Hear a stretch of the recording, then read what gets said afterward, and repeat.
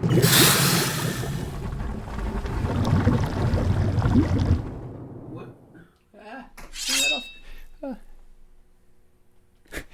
Welcome to Dwarven Forge Live. This is on the Anvil, episode 88. This is the show where we take you behind the scenes here at Dwarven Forge, or in this case, in my attic workshop at home, and we show you what we're working on, what we're thinking about. We hang out for a couple hours, talk terrain, talk tabletop, talk nerdery. Mostly we hang out for a couple of hours. We enjoy a frosty beverage and have fun in a world of fantasy. Welcome. Oh, also, very important to note, disclaimer, this is the show that has no tech errors ever. Do we have any tech problems yet, Chris? Never. Now you're just messing with me. I can hear you bumping your microphone. Yeah. All right. Welcome. Yeah. So today, final Wednesday of every month, we have dedicated to showing off progress on our upcoming Kickstarter. We're returning to the cities in the fall, is what we're planning. And so after we get through the news, we get into the meat of the episode. We're going to be showing you kind of the latest prototypes we've got kicking around. We got a lot of new stuff painted. And about halfway through, in about an hour, we'll be doing a giveaway for a $50 gift card to the Dwarven Forge online store. So be sure to remind us if we forget about it, because, you know. They always do. They always forget to remind us. It's a shame. Maybe today they'll remember. I'm kind of quiet, they're saying. If you can churn me up. Oi. The people need to hear my voice. That's your karma for pantomiming silence. Or... It happens like in 80% of the ones that we do from home. Fair, for real. Yeah, I've got to close this. Right. I managed to glue my fingers together just before this. We went. But Yeah. pulled it off. All right. Are there any other disclaimers we need to let people know about? Everything you're going to see tonight is a work in progress, and very well might change or be cut completely or any number of things. This is a product in development. We are also works in progress, as is this Yeah. workshop. You slowly see the clutter grow over the weeks. Wow. Yeah. Also, please interact with us. That's why we're here. Keep the chat lively. Ask us questions. Give us ideas. We love interacting with you. There's no wrong way to watch, though. You're welcome to just lurk and hang out, too. But if you're hey, who is here? Speaking of interacting with us. Who is here?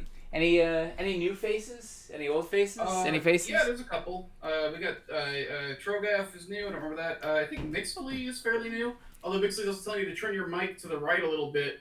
I'm getting one focus side. directly on the seat in front of you. It's currently, the front of the mic is currently not facing you directly. The main problem here is, that's probably fine. The main problem is I'm a kinetic thinker. I move a lot, and the mic does not.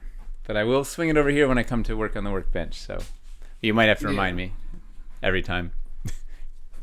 Thank you. So seeing a lot of old faces here. A couple new faces. All the faces. But, Well, let's... Do we need to tell them anything else, or should we get into the news so we can start showing off some cities? Let's get to the new stuff as quickly as possible. Wait, I gotta arm the battle station. I don't have the power, the magic switching power active. Okay. Now I do. Alright, what are we doing? Oh, news. Ready? It's the news! News! Wow! It's the news. Now we're in the news. Chris, what's in the news? Alright, I don't have a ton of things today, but a lot of exciting things. We're going to go ahead and start off with the least exciting things. Wait, everything on the show is exciting. This is all exciting. Pretend it's exciting. Logistics is the first couple things, which isn't, generally speaking, an incredibly thrilling or sexy subject. Put an exclamation point at the end and then try it. The Wildlands EU container is still in customs. Yes. We're working with them to get it sorted out, and we're making a little progress. Are we? No. Well, they're not saying flat no right now. Yeah. and they are agreeing to look through it again, and they are talking to us. They're talking to it. It's better than it could be, unless they end up saying no at the end of it, and then this whole thing was a waste of time. But they're giving us a shot. We've got an agent over there working with them. We're trying to get this thing through. It's been 6 weeks in Germany. Apparently, customs changed a lot at the beginning of the year. I've seen some other Kickstarters who've had to fulfill to Europe talking about it. Apparently, this is a thing that's been happening to a lot of people that we weren't expecting. So we're trying to work through it. It's a little frustrating with the language and time differences, but we're hoping to get that stuff through. We're sorry if you're any of the EU backers and your stuff is held up. We're really sorry. Like it's a bummer to get the stuff last and then the last of the last. Like it's just been sitting there stuck. So UK was supposed to go out. Everybody was supposed to be getting their final pledges at the same time, and then it's been in customs there for over a month. And it's going in other places. I saw Matan from Eldritch Foundry is in Israel, and he just got his. And I know in Australia they're showing up, and Japan, and I don't know. It's the last batch to Canada just went out. It's one big bulk, so we're getting there. Other than the EU, sorry. Yeah, although the UK bit so initially we were going to send the EU or the UK shipments from the EU. They're going to be forwarded over after getting through customs. We actually split those out, and so now all the UK shipments are headed to the UK right now to go through customs there. So they're on the way, and hopefully they'll get through that fairly quickly, instead of having to go through Germany. However, for the rest of the EU, we don't really have a choice. We have to go through Germany. Yes. So yeah, we'll keep you posted. But the monthly Kickstarter update will go out probably on Tuesday. Jay's sending this, so it means it'll go out probably at 11:59 on Tuesday, the last day of the month. But we'll have the latest. We'll put the latest in there and print wherever we're at. And I think everybody that has stuff on the shipment should have gotten an email or 2 emails. I think he sent 2 emails at this point. Just we'll keep you posted as it goes. It's very sorry. Yeah. In the meantime, so is all the USA stuff out? I don't know if we've sent every pledge, but we're getting close to done with the really close. US. Yeah. It was, we had that once again, a perfect storm of 1,100 web store orders in one day at the same week we got our containers of Wildlands stuff. So the warehouse, they're normally shipping like non-normal events. They're doing 10 orders a day they're shipping out, and suddenly they had 2,000 in 1 week. So they're still playing catch up. Yeah, so if you haven't got a shipping notice in the USA or Canada yet, don't worry. You'll likely get it by the end of the week, if not super early next week. But we're getting close to done with shipping out all the North America ones. I think Japan and Australia and stuff are probably done at this point because there weren't that many of them, and they've been shipping. People have been getting them for a bit, so those are probably done. We'll put it all in the update. Next week. Hopefully, I think we're really close. So, following that about Wildlands going into the web store, when it actually goes live in the store is now a little bit in question because of the EU situation. We wanted to wait for everybody to have them, and then this whole wrench got thrown into it. So we were like, oh, we're easily on pace to have it in early to mid-June, and now that's not the case. So we'll keep you updated with that. However, we are planning on putting up the listings very soon, so that you'll be able to look through stuff. I think we're almost entirely done with those images. There's a couple of stragglers. Jay is going to start trickling some of them into the web store. They'll still be sold out and they'll be sort of in a collection. But if you're poking around in the web store in the next 5 days or something, listings might start quietly showing up there for the Wildlands stuff. And then we'll get a full collection. We'll send out an email, and so you can wish list it and whatever once we get closer. And we'll hold off on putting on the web store as long as we can. We really want everybody to get all their orders first, especially it's really unfair to the EU folks if you don't even have your stuff and then that goes in the web store, you don't know what you're missing or what you don't have or what you want more of or whatever. So we're gonna delay it as long as we possibly can. Hopefully get your so you can get your stuff before it goes in the web store. At some point we're gonna get it's gonna get a little hairy for us if it goes forever, but let's see what happens. Yeah, ultimately it's gonna come down to what this final answer ends up being. Well, we need the cash. Like we need, we need to get the stuff in the store. But I mean, like whether or not we wait for EU is going to depend on whether it's like, okay, in a week they're finally like, okay, we'll let it through, and then it starts shipping. It's like, okay, it's just a couple extra weeks that we lost. Like that's not as big a deal. If they're like, you got to ship it back to China and add German instructions and do whatever, and it's going to be like a 6-month ordeal, that's a whole different animal. But yeah, we'll see. We'll keep you posted. Yeah. I think that's everything revolving around Wildlands. Yeah, so other stuff... Oh, actually, one more thing for Wildlands. Some of you have been getting most of you, everybody should be getting their light pucks very soon, if they haven't gotten them yet. We're aware of an issue. So far, there's only been one issue that people have seemed to have with the light puck. There's a good news, bad news to the whole thing. The good news is that it's not a permanent issue. Basically what's happening is the app is struggling to connect to the light puck before it has its firmware update. The problem being, to give the puck its firmware update, you need to connect to the light puck. Yeah, so that's a little frustrating. But the nice thing is, it's not like a 100% like, oh, it's never going to connect. It's a thing where like some people have just had to try several times to get it to connect. You are hiding the light puck entirely behind your microphone.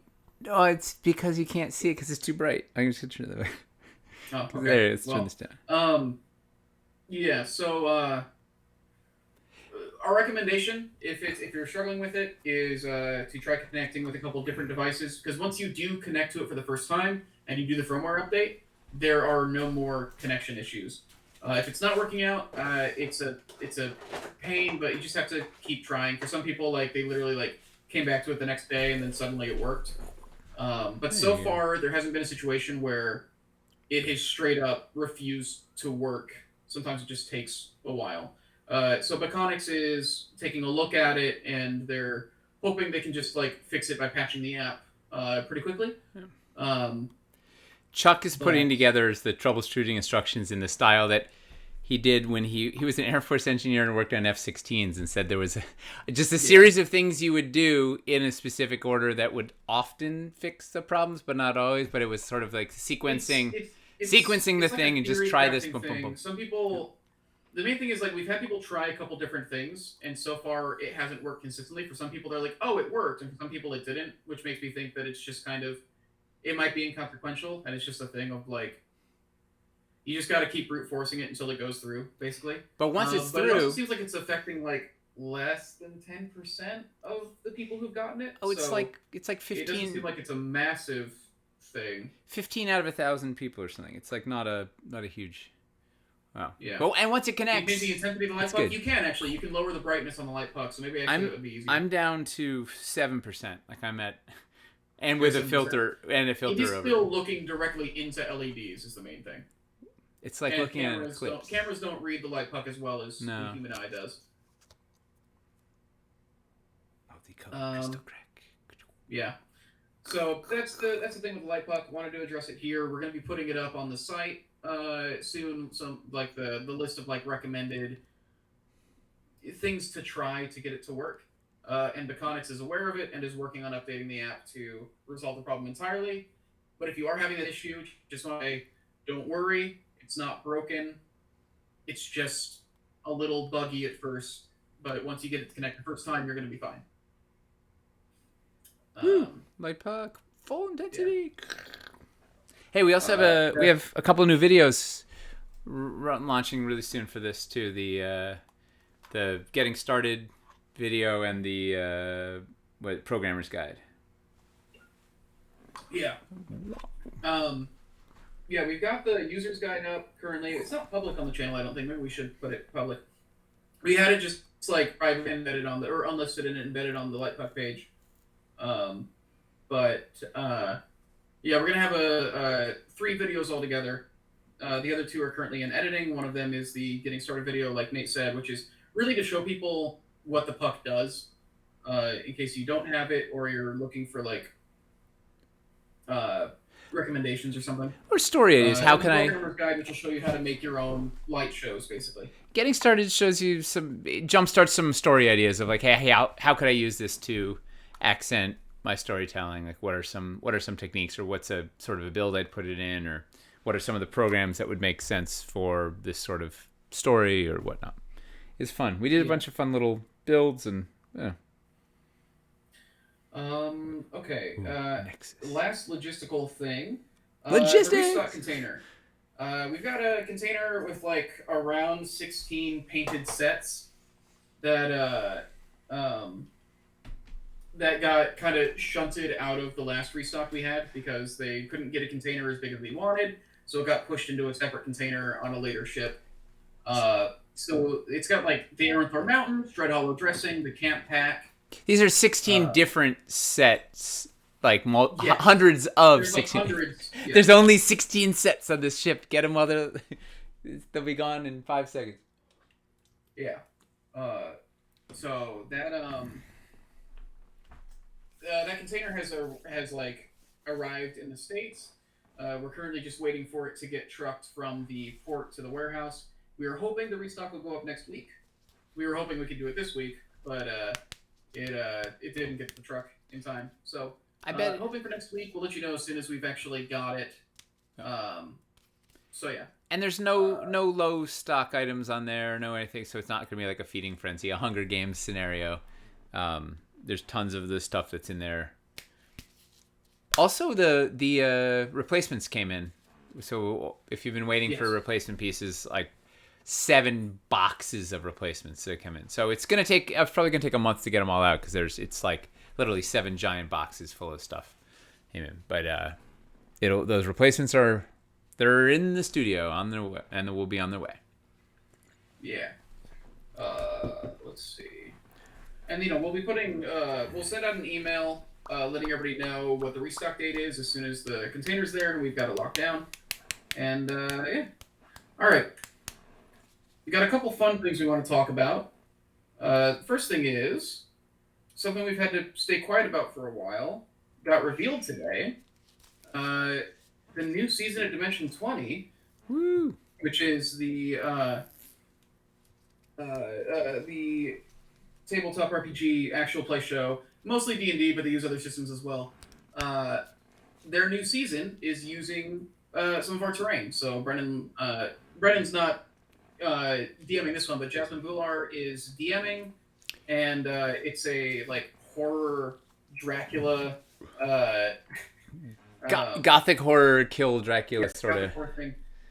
And they some of the builds use some of our stuff, and it was really fun. We sent a bunch of unpainted because the whole thing, they're going with like an old monster movie aesthetic, so the whole thing is like done in like a grayscale.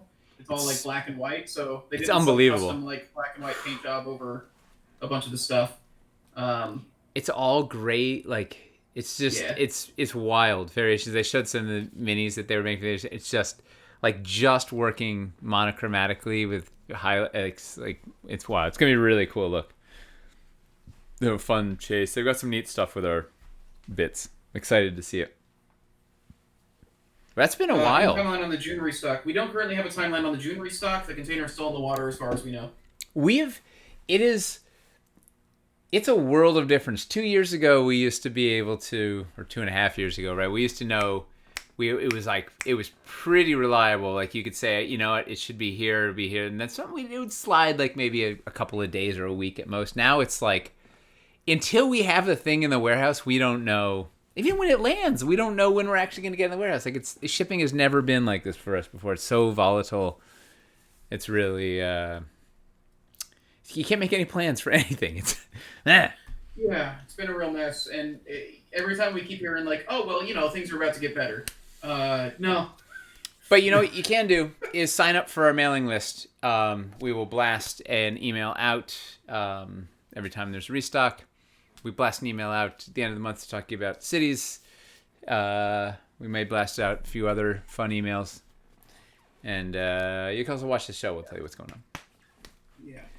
Some of that detour. Right, so Dimension 20, that season is going to be on the Dropout streaming service. It's like $5 a month, I think. And it's the old College Humor crew and like all the new stuff they do. If you like actual play shows, Dimension 20 is top notch, just phenomenal, and like everything is on there. It's very good. It's a very cool, just like independent streaming company, basically. Like they produce all this like as content. Game Changer is amazing, and a lot of really good stuff. So that I think the show starts coming out next Wednesday, but the trailer dropped today. Woo! All right, and then that one. 2 Kickstarters we wanted to talk about today. You've been sitting on that. That Dimension 21's been burning a hole in your brain for months. You've been so excited to talk about it. I wanted to talk about it. I know. For so long. It's killing you. Working with Dimension 20 has been like my dream at this company for like a while, and so I'm very excited about it. Let's see. Right, so 2 Kickstarters I wanted to talk about. First one is you might know the Gentleman Wake. He's here in the streams a lot. He's a fairly active member of the Dwarven Forge community. He's also really into playing cards, specifically. Really? He did a playing card Kickstarter last year or late 2020, I think, and just really nice luxury playing cards. He's just launched another one yesterday. It's doing really well. If you use cards for anything, and actually, you might see us using his cards fairly soon. They're very nice. Let's see. I posted the Kickstarter there. Very, very nice stuff. We have a bunch of them in the office now. They're really both beautiful. Me and Hamster went fairly in on it. So we're like, oh, well, we've got a lot of games we want to play that use cards. And I was like, I want to get people to play Gun and Slinger with me, and that requires having 3 decks of cards and all that. And yeah, super nice. Nice to support the folks that support us too. Yeah. I gotta. Yeah. I backed that Kickstarter, but those cards are gonna like I can't let them anywhere near my kids. Like they're like way too nice to take out for anything. Yeah. Let's see what else is going on. What was the other Kickstarter? Rivenstone. Yeah. Rivenstone is in its hours? final 24 hours. I think we got 20 left, and they what's it saying? Please stop biting my legs. They need your help. We're in the final 24 hours. This is Hamster and I. Well, we've been keeping an eye on this game for a while because Broken Anvil did a mini Kickstarter that we loved. Like their sculpts like have just a lot of like really nice character to them, and they were developing this war game. They've been developing this game for literally like 2 years. It's super polished. We got to play it at Epicon, and it's one of my favorite. It might be my favorite war game I've ever played. You were raving about it when you guys came back. Super well thought. Super good. Anyway, so they're basically like they're trying to. This whole Kickstarter is to basically set up the support to be able to actually have this be a real game that is supported for years into the future, and not be something where they get, they kickstart it and then just kind of like fizzles out and then it's done or like not finished or anything. It's super polished. Very excited about it, and yeah, you got the last 24 hours to back it right there. And they're also doing all their production in house, which will keep the prices down like quite a bit. Well, it's pretty cool, right? It's like they're doing it all here in the States. They've invested in getting their own Siocast set up. They have a whole, they've made their own specialty. They they jailbroke the machines and have their tweak the settings and like they're, it's a cool small company to support, and they really need this in order to keep moving forward. Yeah. Yeah, and like a starter box is $99, which for a war game is wild. Really good sculpts. So, 19 hours left. Check it out before it's gone. Yeah. I think that is all the news. So that means we can go over to the... Let's go next door. Do they have a heater on or something? It is. I have both my air conditioners going like... And I'm like cooking here. What are you cooking? I don't know. I don't know if they have like heaters on or what. This is really, oh man, not having. Hard. Yeah. Cities. Oh, look at those walls. Woo! All right, so we're gonna repeat the disclaimer for those of you that missed it. Everything you see here is a work in progress. In particular, these are prototypes, right? So most of them are hand cast. They are hand painted. They are imperfect. Right, there will anybody that's seen videos that we do in the middle of the Kickstarter or a lot of stuff leading up to it, like the things are not, it's not factory finished, it's not cleaned up, it's not final. Like these are our proof of concept that we use for the Kickstarter. We clean everything up before we send them out to you, and we go into full scale production. So all this stuff, these are works in progress, and everything could change. Right, we've cut sculpts before, like we did some promos for Dungeon of Doom with all these ruins pieces that we cut. Like right, with our first videos, like promoing Dungeon of Doom had these ruins pieces which never made it to the Kickstarter. They ended up in the next Kickstarter in Caverns Deep, but so pieces could get cut, paint schemes could change, pieces could change, anything could change.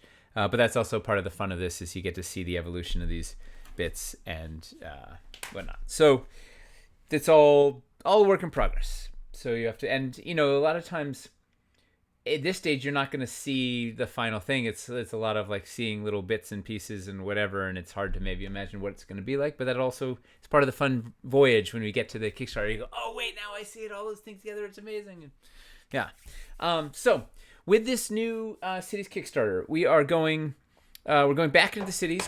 We're one-upping, right, our original cities from, I don't know, when was Kickstarter 3? What year was that? 5 years ago? I feel it's got to be 2016 or 2017. Oh. I feel like it was a while ago. Is this in or out? Oh no, it is out. All right. So we're going back. We're revisiting the city. We're expanding on the old favorites. We're gonna have a couple of new bits to give you some more options for your old things, but in general, we're excited to roll out a bunch of new stuff. So we have a couple of new styles of buildings. What happened? That was way off. It was 2015. Okay. Wow, that was 7 years. Jeez, what is time? So our goals with this Kickstarter are, one, to expand some of the existing, to add a whole bunch of new stuff and make sure it's self-contained, right? This whole, you can buy into this Kickstarter without owning any of our other stuff. It will give you a self-contained experience, so you don't need anything else to get in here. One of our big missions is to break the box, right? These previous buildings were very boxy, right? Very, very square. So we're endeavoring to break up the 4x4 squares in a variety of ways. We're focused on scatter building. So rather than trying to build everything in line with sculpted tiles, we're focused more on building on top of sculpted tiles or terrain trays or battle boards or battle mats or texture mats or whatever you want to build on top of. Lets you have your buildings a little askew and much more organic and the like. I think those are all the guiding principles, right? Is that the big overview? Did I miss any? I think so. So then, within that, the two big sort of new biomes, the two new building styles we're doing are rustic wood and ashlar stones, fancy ashlar stones. So we're going to have two sections of town. We're going to have Low Town, which it will be the rough and tumble rustic wood area. This is the area where you can get into lots of trouble, barroom brawls, and dunked into the ocean off the dock, and abandoned warehouses, and thieves' guilds, and slums and alleys, and the like. And then High Town, which will have your chapels and monasteries and cathedrals and mages guilds and guild houses and noble villas and the like, the rich, fancy part of town. So this is these are samples of, this is the rustic wood door wall. You'll see there's this is the cool speakeasy door. Let me show you. Here's the regular door. So these are hot off Michelle's workbench. She cast these in this wonderful gray. What is it, like 66D or something? It's the gray resin that actually has lots of contrast, so you can see it. So it's unpainted, also not rigged up yet with hinges, whatever. But that's the basic door. As of yet unpainted, although Hamster just painted passing these today, and they look awesome. Particularly the speakeasy door. It's one of our specialty doors. It's got that barred. I don't know how to focus this. And it's got that barred section, all these reinforced studs, and on the back, look at that, those latches, and it's hard to see before it's painted, but there's all these, the nails on the back are just like bent over and jagged, and it's like, it looks really awesome painted. Very excited for this. So rustic wood is going to be in this style, right? The just vernacular wood that you would see everywhere. You can use it to build taverns. What did you put in that email, Chris? Taverns, thieves guilds, homesteads, taverns. Yeah, it was thieves guilds, frontier homesteads, or like the classic like fantasy tavern. Boom. Right, and it's anything, wood. I think it's going to be our most used city stuff by far. It's just, you're going to use it for everything. It's kind of like the dungeons of the surface. Then the ashlar, the fancy stone, it's going to be made for these finely carved ashlar bricks with decorative arches, and the doors and windows will be arch shaped. This door also fresh off of Michelle. So Eli did the bulk of the sculpting on these beautiful decorative stone bits, and Michelle just did the doors. We have this one, which it's just like the details. I don't know. Very, very, very excited. So we'll get that painted up and rigged up and whatever you can see from there. So tonight, I think we're mostly going to be looking at, I've got mostly wood stuff for Lowtown, so we can kind of be poking around, taking a look at that. Do we have any questions yet? I got a couple. Mixley's wondering if there's like dirty or clean sides on the ashlar, or if they're matching. You know what? We're doing all. That's a very good question, right? Because we did dirty and clean sides on the Tudor, and it didn't really work as well as you wanted. Like I feel like people sometimes use the. Here's an example, right? So there's clean side and dirty side. Dirty side looks better since it feels like it has more detail, and I feel like a lot of times you're doing interiors and exteriors, or you're doing one building and you see both sides, or people thought it was a mistake, or it's too big a difference. This side looks a little unfinished or whatnot. Plus, it's a city; it should be lived in. It should be dirty. But that's a good question. So I think particularly because a lot of things are offset, right? Like the doors are offset, and the windows are offset, and things are offset. And the reason they're offset is so that you can reverse it, right? If you want the door, if this was your, I don't have ashlar floors and corner posts here, but if this was your building, you wanted the door on that side, you'd put it there. If you wanted the other side, you flip it in the offset and put it there. That becomes dicier when one side is dirty and it's not. Then if the rest of your building is dirty, but you want the door on the left, then it has to be clean and yada yada. So we're doing everything. Ashlar is slightly weathered, but cleaner than it's a more upkept building, and the wood is it's pretty wood-like, dirty, weathered. Well, it's not that it hasn't gone gray yet, right? Like that really weathered gray barnwood, but it's is out there. What was the other question? People are wondering how final the ashlar paint scheme is. Pretty final. Yeah. Yeah. Erin has started the sprint of like making dozens of those walls. Yeah. Her table is just littered. If you look at the picture in the email, her table is just littered with everything. Like 30 painted ashlar walls. Well, we were waiting to sort of to see what the how the doors, what it looked like painting up the doors, filling actually the walls through before we locked it. But it's looking great. We looked at it today, and I think we're on a good path, and on we go. We're trying to get something that was quote unquote generic, right? So you could kind of give it evil it up or good it up depending on what you did in terms of accessories. So it's kind of a good base for any of those. Looked different color palette wise than our existing city, and looked kind of high end and classy. And they're wondering if they could see the that wooden door again, the plain wood door. Yes. So it's hard to see when it's unpainted. So Michelle did this really neat thing. Where the doorknob is just a piece of rope, right? It's just it's like a monkey paw, right? A knot of rope hanging off the thing, and it's a super, like a sort of as low end a doorknob as you can get.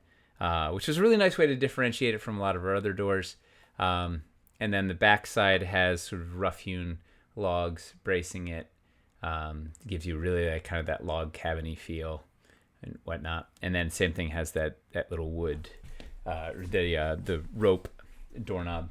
Yeah, it was a really fun way to she found a clever way to give it extra character and differentiate it from the other things. And it's these little details the creative team is constantly coming up with fun, nice little ways to give it character, give it detail, give it some thought instead of just the same old we're gonna do the same old hinges, same old round ring, and off you go. I think what I really enjoyed about it is a lot of this stuff it feels like it's the thing that has personality and details, but none of it is stuff where if you have more than one of these in the same town, it feels weird. It's like no, this could still be it's just a regular door. This could be the door that everybody has, but it still looks really distinct. And that's the sort of the endless challenge, right? Is make stuff specific but generic, which is really because we want to arm you guys with the tools to make 1,000 stories, 1,000,000 stories, right? You don't want it to be so hyper specific that it only works for one story because you got to tell a new thing every week at your table. But we also want it to look cool and have character and feel distinct and whatnot. So I'm very excited with how she figured that out. Dragos wants to know if he'll win anything. He says they're about to paint their house. He's wondering if he'll win anything if he convinces his wife to paint it in ashlar. The garage doors were already rustic wood.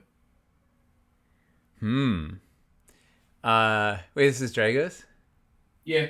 That those layer cake he posted on Twitter is cascading 3-level lava hellscape build that was just outrageous. It's just man, inspiring. Yeah, I don't know if you paint your house to match the Cities 2 building, we definitely have to we'll have to send you something for sure. You got to post a bunch of photos. We got to prove it. Here, you get a good screenshot for. You'd have the white trim, the whole thing. You can match that out. You want to see? Well, when we get the door painted, we'll have to show you that so you can match your doors and everything. Definitely give you points for that. She definitely based that ashlar door off of one of the doors that they have in their house. Yeah, probably.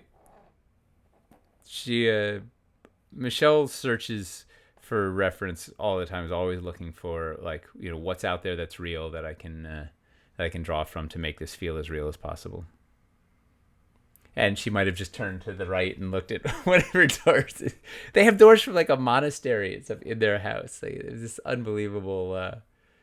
But it was some husband and wife that they got all this really amazing exotic stuff that they imported for it, and then they had this really messy divorce, and they sold the house because it was thing. And Chuck and Michelle won out.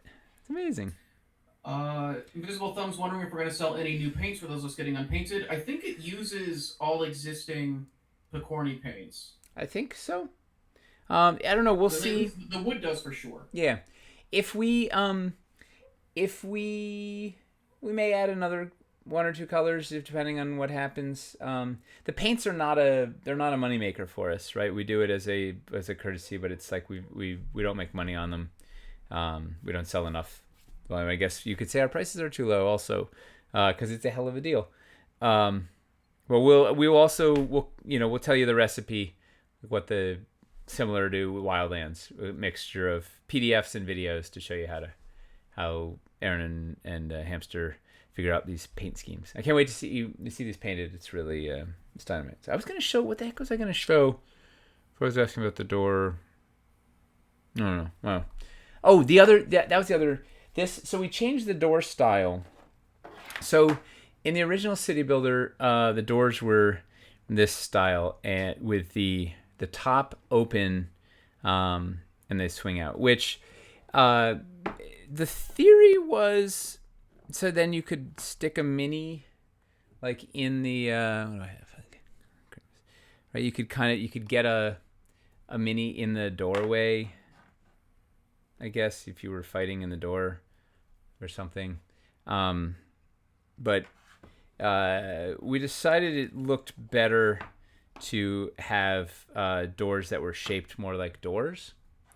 So these ones had this really unique, I don't know, kind of weird shape to them because of they were open on the top and solid on the bottom. So the new doors are much more door shaped, and it's a little harder to have your minis straddle a doorway now, but I think you can live with it. I mean, worst case, you can always take the wall out and put your mini in there. Put a half wall in the interim, or I don't know, stick them through the open door port. If it's,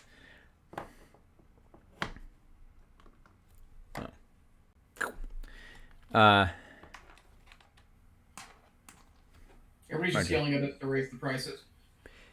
Yeah. Do they have? What are they saying? Lower the prices again? Yeah. Yeah, they're saying our paints are too expensive. And we need to charge less. Yeah. What we should just do is we should take each bottle and pour it into 6 smaller bottles and charge the same for the small bottle prices. Yeah. It's a good plan. All right, so that was it. So this is the I'm going to sort of walk through we got a bunch of the wood stuff here today, so we can look at. We don't have the new floors or corner posts yet, so I'm going to be using Tudor. This is our wooden floor from the Tudor buildings and Tudor corner posts. Obviously, everything looks better. If you look closely at the picture in the email, you can see there was just like an unpainted old quarter post in there because we don't have corner posts or floors yet, but they're en route. So the basic wall is, look at that, it's about as basic as it could be. But let's texture from the sides. And then on the other side, it has these diagonal cross braces, so you can change up the look. Gently curved diagonal cross braces. It's Eli's elven blood. He can't like just have a straight thing. He needs to have a little bit of curves in there. So it'll let you vary your straight walls for long runs if you want for the diagonals. You can do. I don't know if you. We've got. What else do we have for walls? Let's leave those in while we're at it here. We've got we got a window. Offset window wall. Sitting plain old wood. Other side has a patch on it, I think. Yeah. Boom. And these will take our original window inserts conceptually. Maybe not yet. Yeah. Well, when it's factory finished, it will. What's going on here? What do we? Yeah. It's a little tight. I think the polystone shrank. Conceptually, it'll take all of our. When it's done, it'll take all of our existing inserts and as well as some new window inserts because we made neat things in the past like closed shutters, open shutters, curtains. Like, we want you to be able to use those as well as add some new ones to the lineup. Then we're going to have this guy. Looks like another plain wall, but this side, anybody want to guess what this is? Hazard a guess. I shouldn't be allowed to guess. No. You were like, ooh, me, I know it. Yeah, everybody's saying magnetic. Yep, magnetic. Well, right, so yeah. Eli put this cross brace on there, so it's like a logical place to, if you were mounting a head on the wall or sword or a shelf or whatever, boom. I don't know why I can't. Oh, so you can find the stud. I got it. Stud finder. Yeah.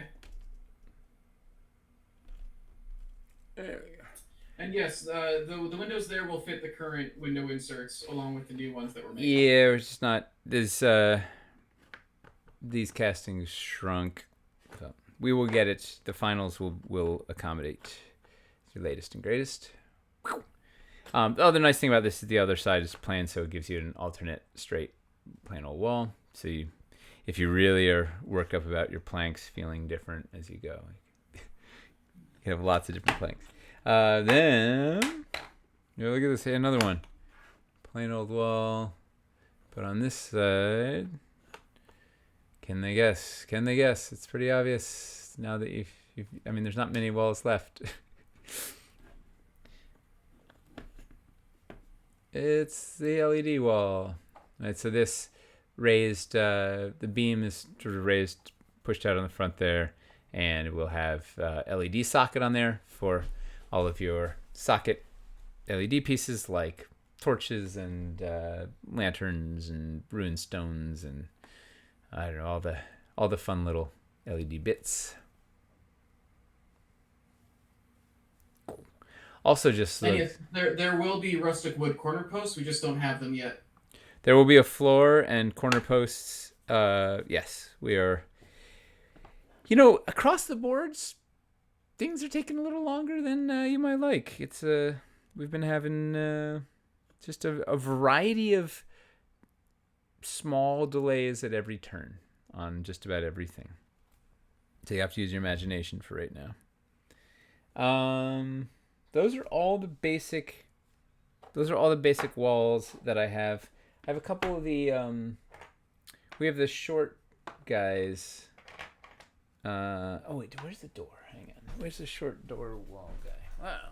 I had you. Oh, haha. So there'll be, this one's not even glued yet. Let's see if I can glue my fingers together. These are not painted, so they're a little harder to see. And by a little, I mean a lot, huh? Maybe I can. Does that help? So plain. These are the narrow walls for 2x4. All right, if you're doing this sort of a guy.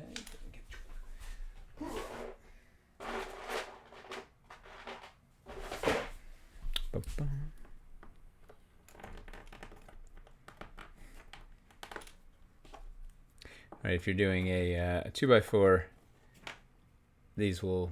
that's your solid. This is your window. Finley's wondering if we're going to have a magnetic narrow wall. We are not currently. Right now we have three. We only have three slated. We have the narrow, the solid, and the door. Oh, that's too hot. That's another Michelle, hot off the presses, unpainted, in two pieces still. Like she sculpted each side separately, and then we glue them together to make the final one. And it's the same. It has that tiny little rope handle, and this one's really beat up to heck. We could conceivably make the turn the straight into a magnetic. I have to see what the price difference is. What are the use cases? What would you be dying to put on there that make it worthwhile? Back door to a shady tavern, gnomish door. For the magnetic, what would you be? Michelle's saying that it's not rope for that one. They're saying we should she would know. I mean, she sculpted it. Yeah, she's very right. Is that like a leather? Is that a leather strap? No, it's metal, isn't it? Yeah. Look at that. It has a nail on it. It's a bent handle, she's saying. Yep. Doggy door, crossbow trap. Although we already make that. A doggy door. Mirror, painting frame, signpost placement option. Although we also have the signpost too. Yeah, we could think about magnetizing the solid. We're really, we're churning out. We're making a lot of sculpts, so we're trying to maximize where it counts. But that is a good. It's certainly a thing to think about. Although price is also prices just continue to go up, so we're really trying not to run the price up on things that are a common high multiple thing. Like you're going to need a lot of, if you're doing any sort of building that's not a 4x4, you're going to need a lot of these. Yeah, it's getting more expensive to make stuff every day. And ship it and everything it. Yeah. All right, so those are the basic walls. Any questions there? Let's see. Magnetic wall insert that fits in a door or a window? Oh, that's a clever idea. That's my favorite idea. Yeah. All right, A put a little thing bookshelf in here. door, like a bookshelf insert that's a secret door. That's been kicked around. Does it need to have a magnetic option for that tiny guy, or could we save that skew? Well, that was our thinking, was save the skew. Maybe a magnetic insert is a fun idea. With any, it's a It good. could be magnetic, but could also pressure fit. Whose brilliant idea was that?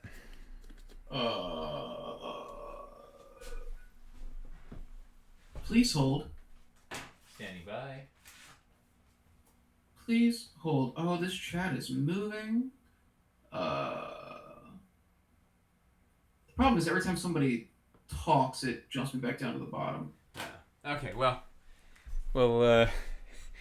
all ideas. We appreciate the ideas and the Vertex artist. Thank you, Vertex. Pleasure to always have you here. Down. He's serious. Like, yeah, it was me.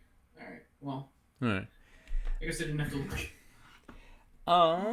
Let's see. What are we gonna look at next? We have, I'll get a whole collection. We're gonna have these interior walls as well. These freestanding interior walls. Oh, interesting. What? A recessed shelving for store build. So like, the back side of it would turn it into like a flat wall, but then the inside would basically be like a cabinet. It would have stuff inside, so it's not taking up space on the interior. Michelle may have already made that. That not for the small window, but yeah, we have something that's very much like that. Great thinking. But she's laughing her ass off right now. How about a chain set to reflect when a building is foreclosed or condemned? Ooh. How about a boarded up window? I'll give you that. Huh? So double height corner posts for Tudor. We're doing double height corner posts. Yes, I don't have any here yet. And I think they already exist in Tudor. I'm pretty sure. They only exist in stone. Yeah, we only did because of the castle compatibility. Yep, we've never did them anywhere else yet. But yes, narrow walls and double high walls. Not a ton. Two double highs and 3 narrows are going to be kind of standard for these new families. A lot of people asking questions that we're going to get to later, so I'll just leave one of those. Okay. Because we're going to cover that stuff soon. We'll have a full set of these painted to look at soon, the interior walls, but they're going to look something like this. Oh, the interior walls. Yeah, I'm really excited to be able to play with the interior walls and like show that stuff off. All of it. I mean, we have so much stuff. Like, and we're at this place now where it's just like pouring in, like more like we've been sowing seeds for years, and now it's like we're starting to reap all of these. The sculpts are coming in rapidly. They're getting painted rapidly. Minis are cooking, and terrain trays are cooking, and all this stuff is coming. So it's pretty exciting. We will the next couple of months the stuff we'll be showing is going to get livelier and livelier. This is also interesting. We've never really shown off this much. Like, I'm really just showing everything that's ready at this point. Like we're not. We've previously been a little more coy about bits, but at this point we're just showing you guys everything, which may be good, maybe bad. I don't know. It's what we're doing. The stability of the interior walls. They're going to be magnetized on the bottom, right? They will have a little magnet on the bottom. They're gonna have a magnet on the side so they can chain together. And then you can also, if you have a magnetic wall, you can affix them to the magnetic wall. They can blink to the magnetic wall to help hold. Yeah, if you've got that guy that always bumps the table every session, whatever. Let's see. There's no magnets or anything, is there? I mean, granted, my workbench is bolted to the wall and the floor, but, I mean, I'm shaky enough to shake the camera.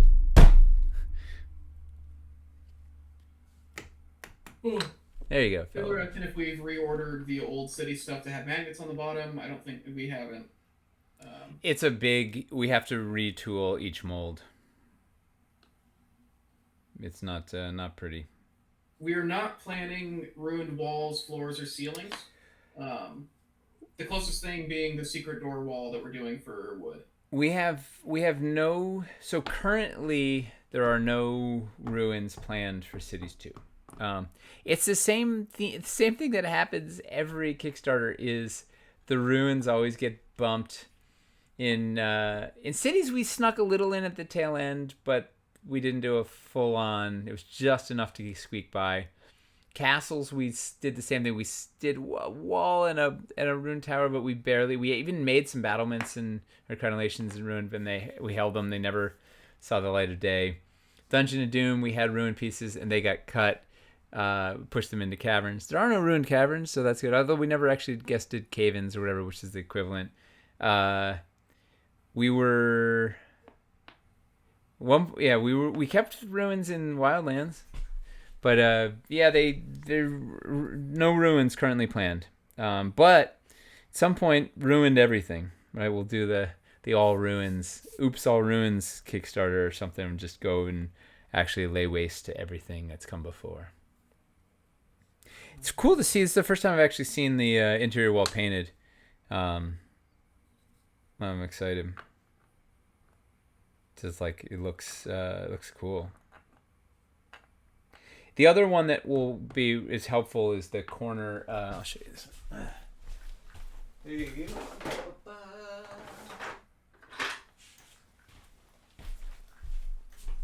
This Tails, we're not doing sewers this time around. We're sticking all above ground.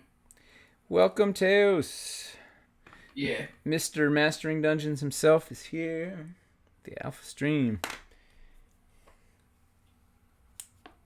We'll probably remaster sewers if we go back to an underground Kickstarter, though. Yeah, sewers is due for a.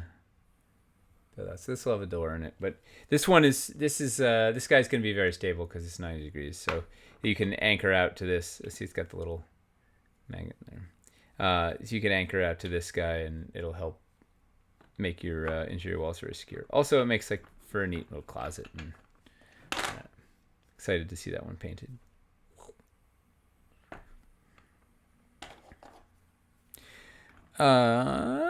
We got. Let's see. We have. Let's look at a couple of these roofs. I think we should. It's not giveaway time. We still have 2 minutes. Calm down. So we've shown some of the progression of the roofs, right? We showed some early geometry tests, woo, and then we showed early sculpt tests, and this one has it has magnet or metal in there that Miles rigged in. So now we have. We've cast those same sculpt tests and used them for paint tests. So this was pretty neat. So we did got this to about 80% to test because we wanted to test a lot of stuff. So actually I'll show you on a painted one. So we're trying to figure out what do we do for each side? Does it have a large base or a small base? Is it going to have hammered metal or is it going to have Tudor or stucco? Or what are we putting there? Are we going to put a door on the inside? Is it going to be too repetitive if you do a bunch? So tested to see what it's going to work and learned a lot. So this sculpt has been revised.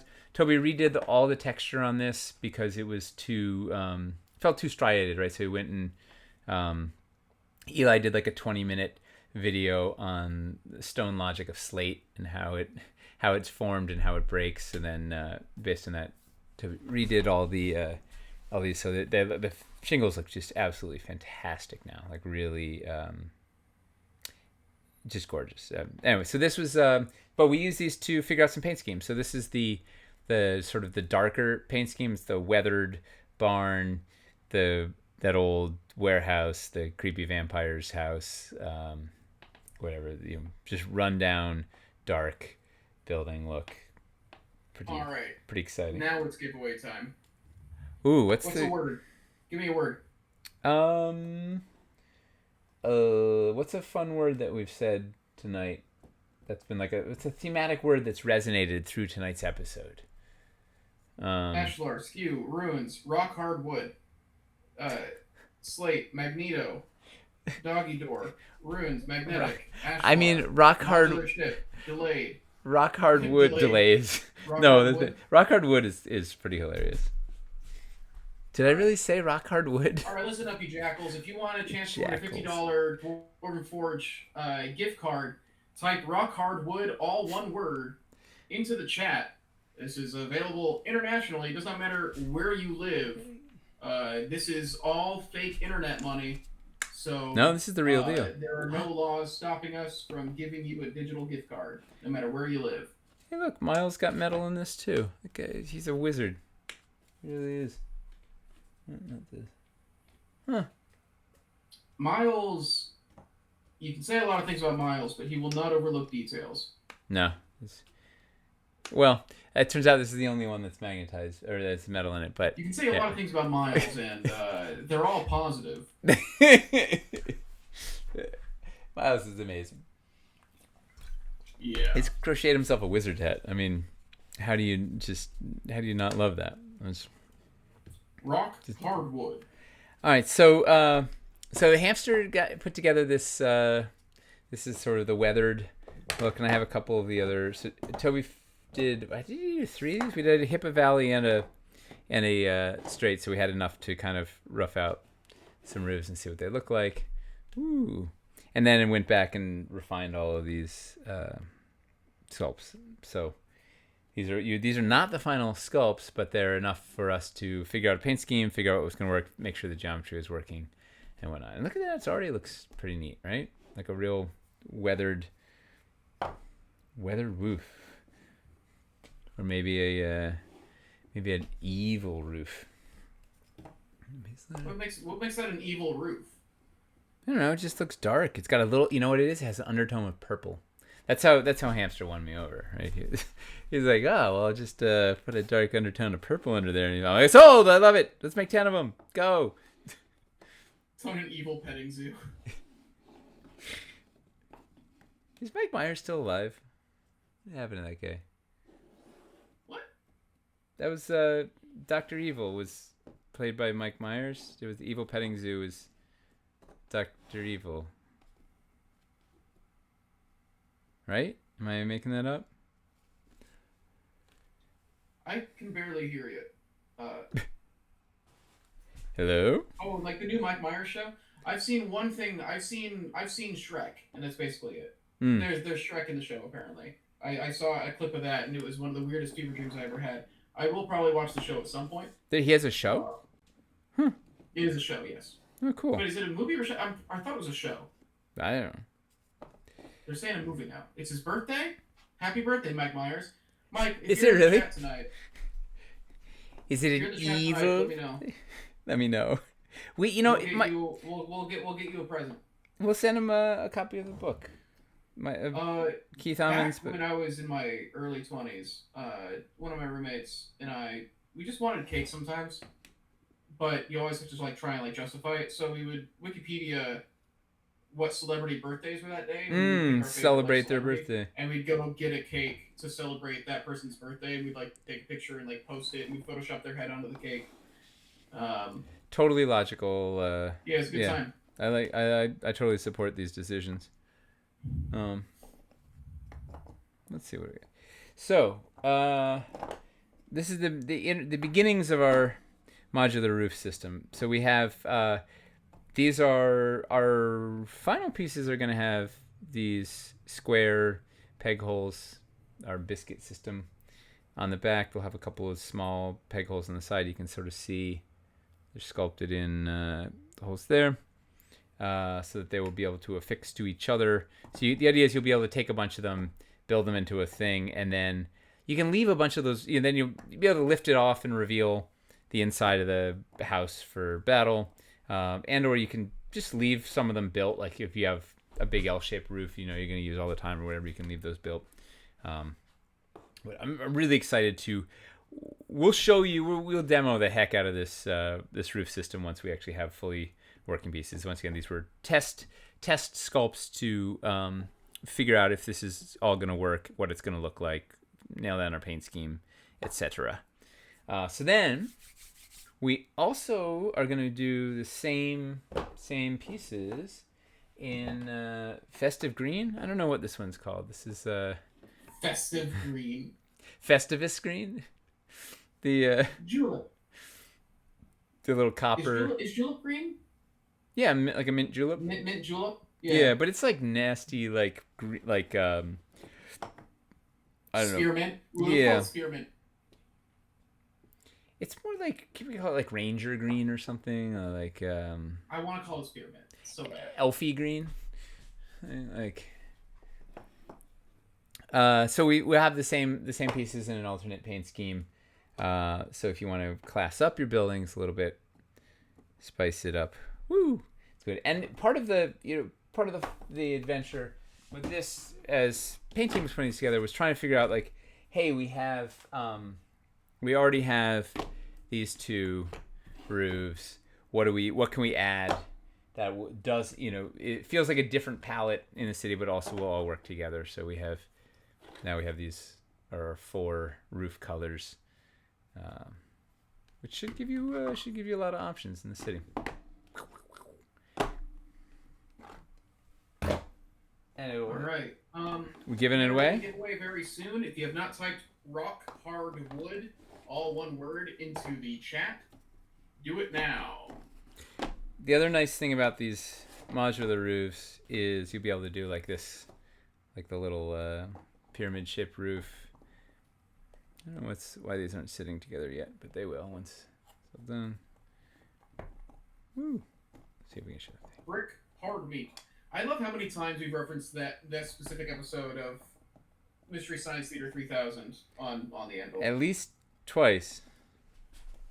It's way more than that. The amount of times that I've done brick hard meat and like stuff like that. Yeah, we should have a running counter, just a bot that senses it and then pops up a little counter. Can we do that? I could make it a command. I could give it a counter. And then anytime we do it, somebody could just like put in the command and it would like take the counter up by 1. I think that's going to go off the rails quickly. It's an unreal amount of... If I did it for anything, I'd probably do it for Spelljammer. Ham Jammer. Yeah. Big McLarch Huge is probably one of the best ones. Yeah. It's a very good episode. It's a classic. I enjoy classics. After the kids go off to college, I'll catch up on some. We offer the flat support pieces to place between the walls and the roof from castles to help support the 4-piece roofs. Oh baby, you don't even need those. See, these things are gonna. These things is those roofs, whatever shape you want to make, they will connect together to actually lock into one hard shape. Yeah, it's gonna be like Legos. You can actually pick them all up as one unit, and they'll be supporting each other, and they won't fall in. These prototypes are not currently equipped to do that, so they're not doing it. But by the time the Kickstarter rolls around, we will have modded these to actually have the system for connecting all the roofs. Well, we'll have new sculpts. We'll have new prototypes.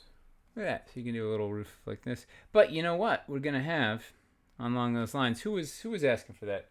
That dwarven Mixedly. Wait, isn't Mixedly new? No. They're new to the stream, but I got think it. They're old. Been a long time. They're a grizzled vet. Yeah. Well, we're gonna have something like this, similar to the dwarven pillar from Cat. It's exactly Eric that. Beach. Why do I know that name? I might be mispronouncing the name. Just forgot to resub. Oh, okay. This we're gonna have a wooden. We will have a wooden pillar thing, which we'll show you in a sec. That will actually also be able to do that if you wanted. Yes. Oh, we will have a support beam. We will, but you won't need it for these. Well, I mean, you don't have to actually peg them together, right? You could just lay them on and then put a beam in there if you wanted.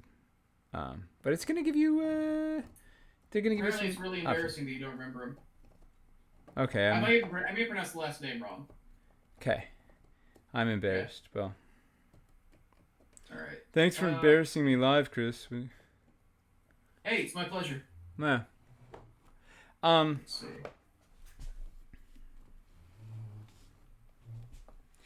That's a lot of roofs. Yeah, we got a lot of roofs. So then, we have long houses now. Oh yeah, we can do everything. We're gonna these roofs. We have we might have a couple other shapes too. So we're just warming up.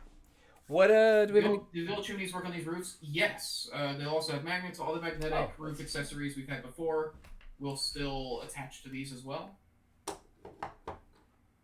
Same pitch for just that.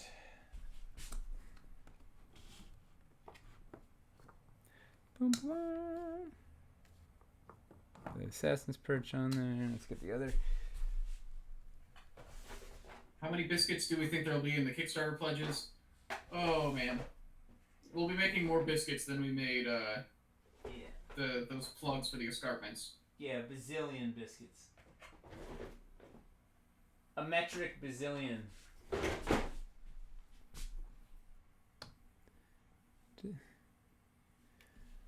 Yeah, so all these existing accessories will work, and our new accessories, if we have any, I'm looking at you, will work with the old roofs as well. So are the biscuits going to be ABS or? Yes. All right. Yes, I have a biscuit here. Oh, these are the big biscuits. Also, Tyler's gonna be so mad that we're calling him biscuits. Well, it's a who doesn't like a biscuit? It's a way better name than flat peg. Well, because a peg, its peg shouldn't be flat. Yeah. And the holes look like hot dog buns, so it's like, where the heck did I put my biscuits? That's the way you always eat your biscuits, putting them on hot dogs. It's a classic. All right. While you're looking around, I'm gonna roll this giveaway. Okay. Rolling. PJ Philly. PJ Congrats. Philly won a $50 Dwarven Forge gift card. I'm gonna. Oh! My computer accidentally went off a couple more times. Just the first one counts. Just PJ Philly. It just started. Your computer had giveaway-itis. I can relate. I like this computer. It just hit it like 3 more times. I picked it up. It has a weird thing where when I grab my laptop on like the side, for some reason it'll act like I clicked it. PJ Philly. Oh. All right. The Loot Crate shirt? Yes, it is.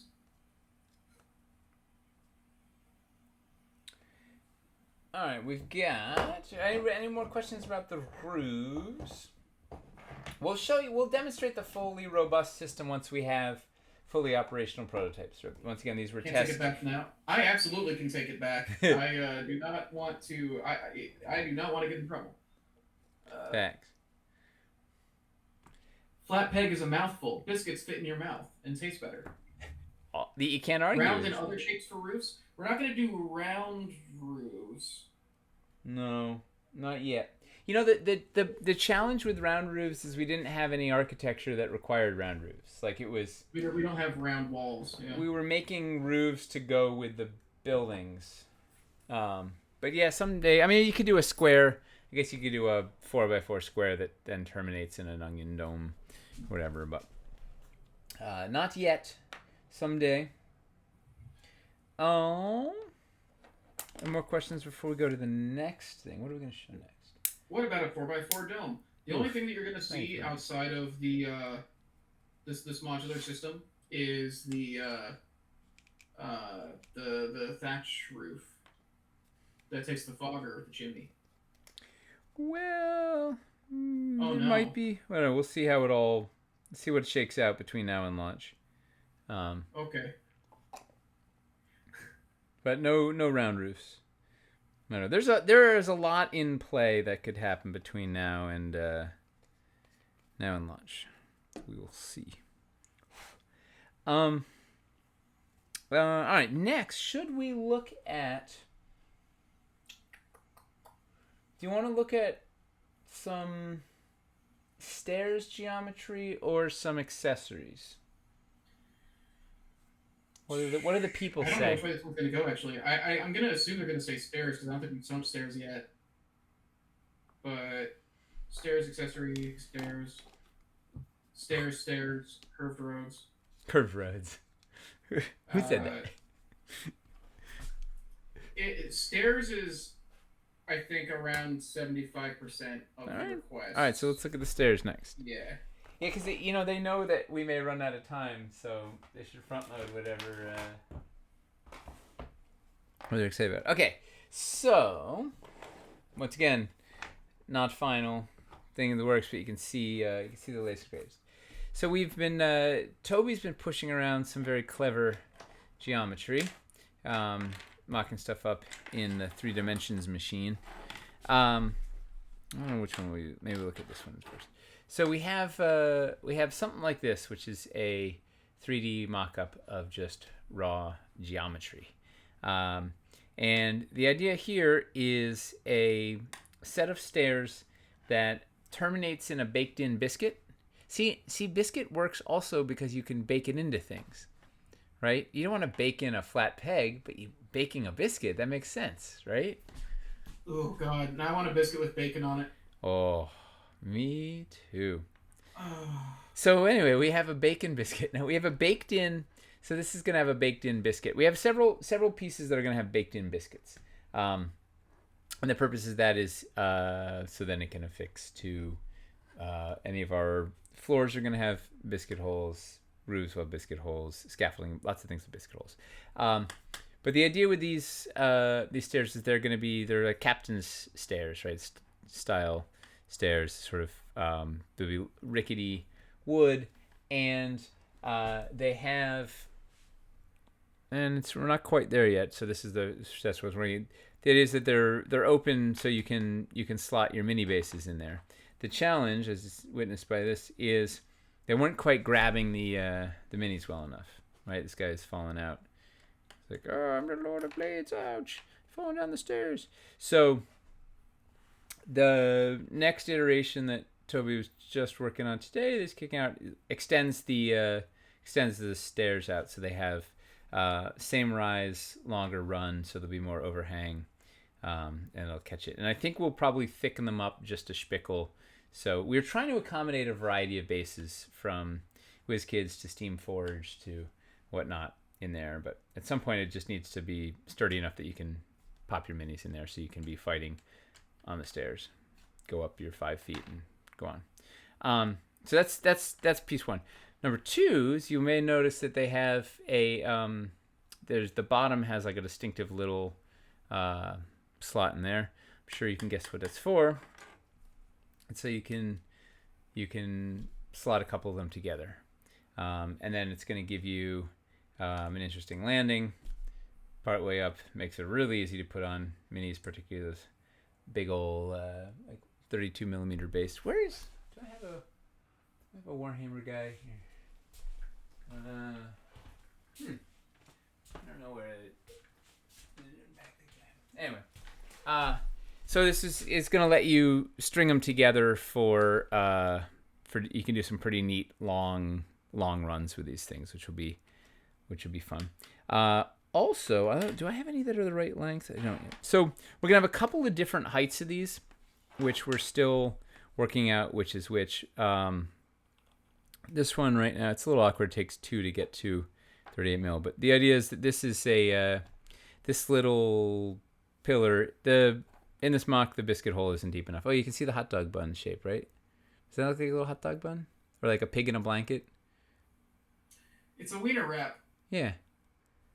Right? Like I haven't had a wiener wrap in so long.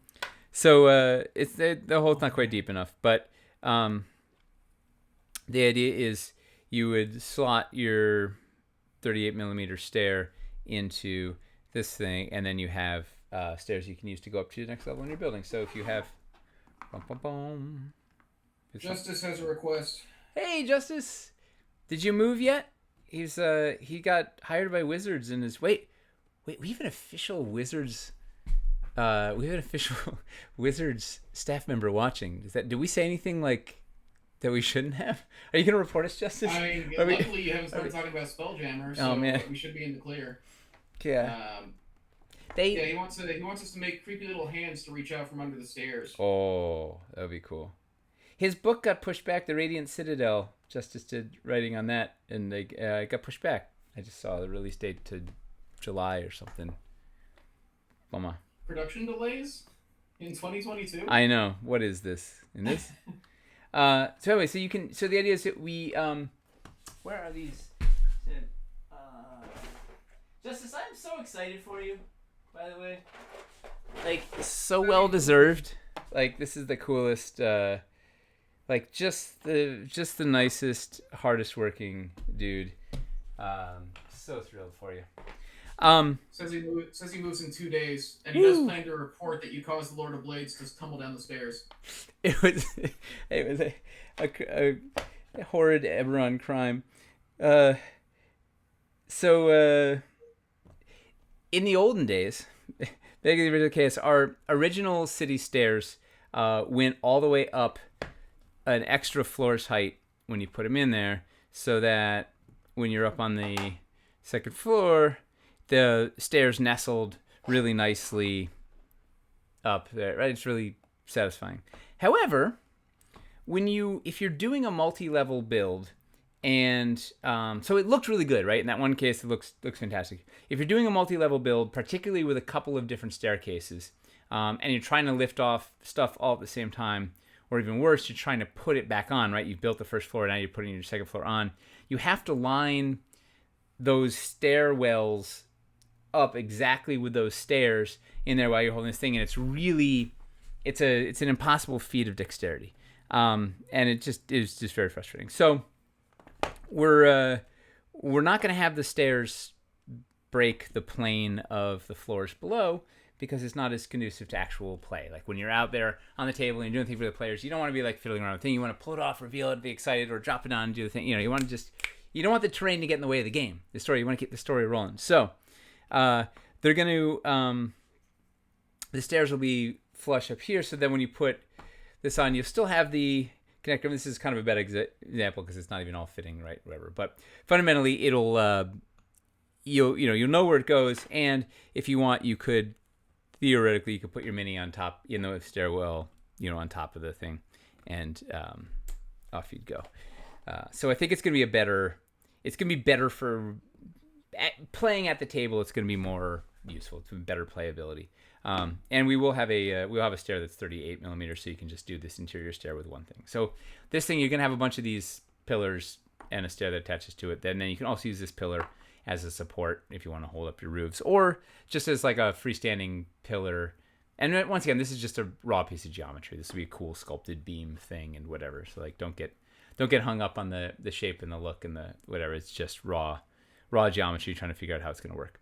So these would be neat if you have like a big open tavern space and you want to put some pillars in there to suggest as high, or just stack two of them up or whatnot.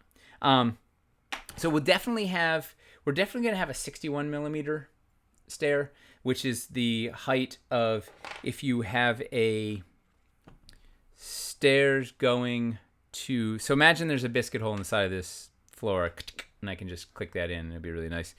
So you can go from ground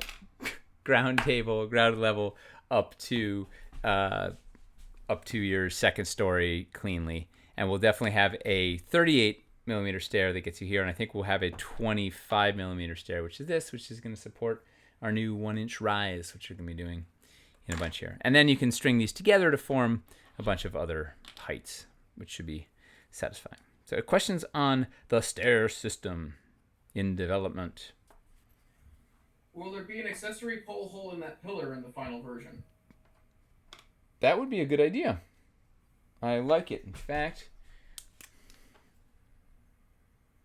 will there be a biscuit hole on the inside of the interior stair hole?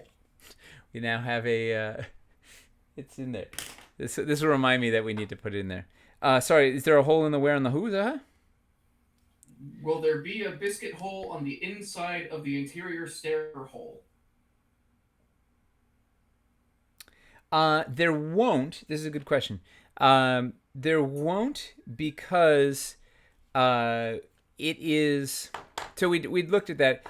We're already going to have... This thing's going to be riddled with holes already, and it complicates the mold even further to have having an interior, like we don't have enough depth on this side to have it on this side, because then it's going all the way through, because it's going to compete with, there's a biscuit hole that's here, and then if there's a biscuit hole here, then, and there's also biscuit holes in here, just like this mold just gets gets much more expensive.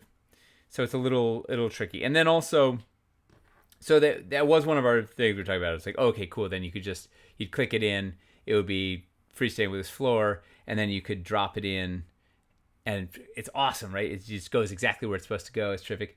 But then when you want to lift this floor off, right? Like you want to put your second floor off to the side, because some of the players are up there, some of them down here, whatever.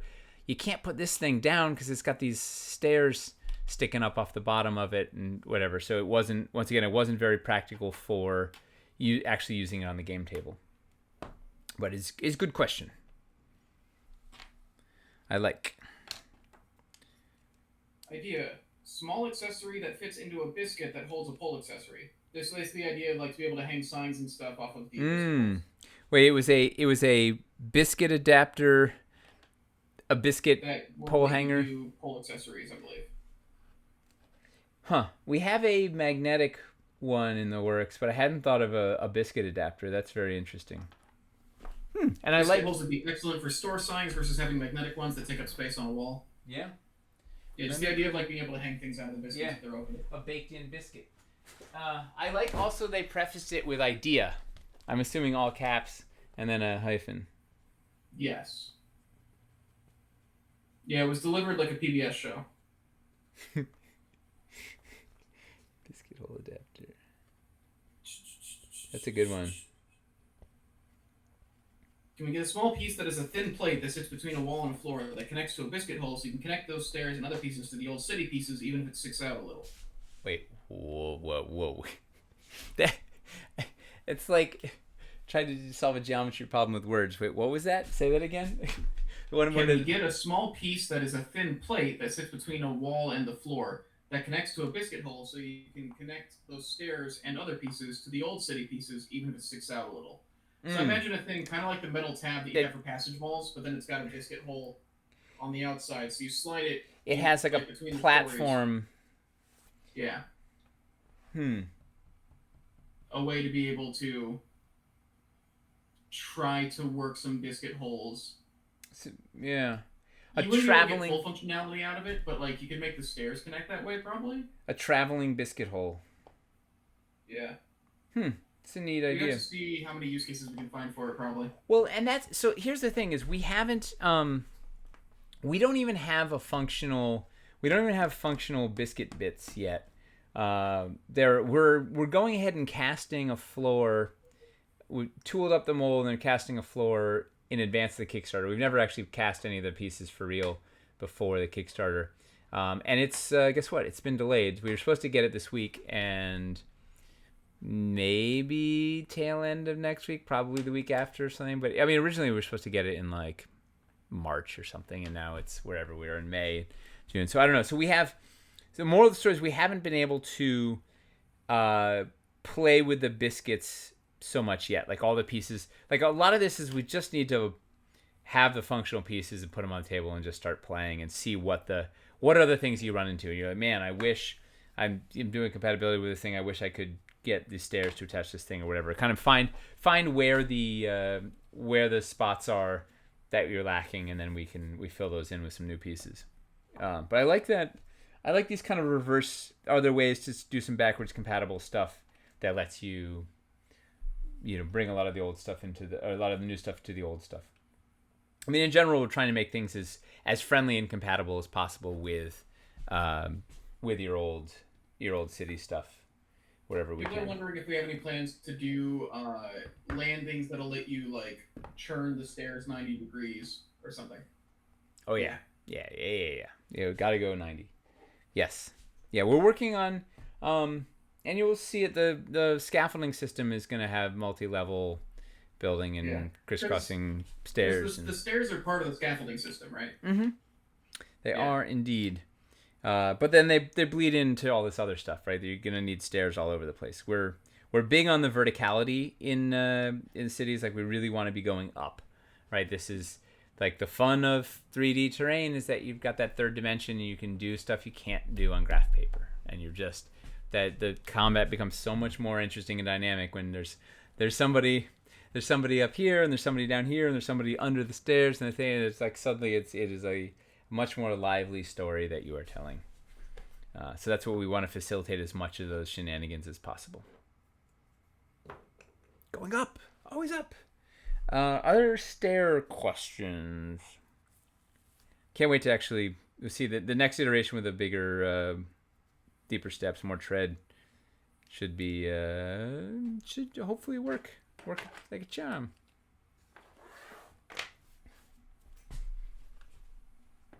Going once, going twice. People are wondering if we're gonna have stone stairs that'll go with Ashlar better. I don't know. I don't know what we're doing with the Ashlar stairs yet. I've been pretty focused on trying to crack most of the problems in Lowtown, and Hightown is next. And we're certainly going to need a way to get from the first floor, from your grand foyer up to the next thing. I don't know exactly what form that's going to take just yet. But yes, there will be a way. We have a bunch of ways to get up in wood. There's a lot of different ways to get up right now. We don't have anything in stone yet, but it's a coming. Good question. I mean, honestly, they're all good questions. I just reply everything with good question, because I love these. Oh, let's put it in here.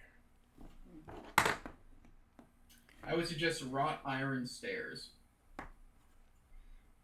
Yeah. Something new for you. Yes, we like wrought iron. But how does iron rot? All right, let's look at. Let me turn you over here. All right, let's look at a couple of accessories, because we've shown you some of these accessories. Michelle has been churning out the hits with the accessories. Let's look at. We have some painted bits. Let's look at these guys first. So, our friend the modular barricade. Oh, I didn't drill out the pull accessory hole. All right. Modular barricade does sound a lot nicer than modular trash. Yeah, it is supposed to be a barricade, but it is also trash. So here's our look at that fun little lineup. Oh, bits. Let's see how close we can get while being in focus. So this guy comes off. We're gonna have there'll be a pull accessory hole here and a pull accessory hole here, so you can mount your arbalist or your head on a pike or your flag or a toothpick, whatever you want to put in there. So many fun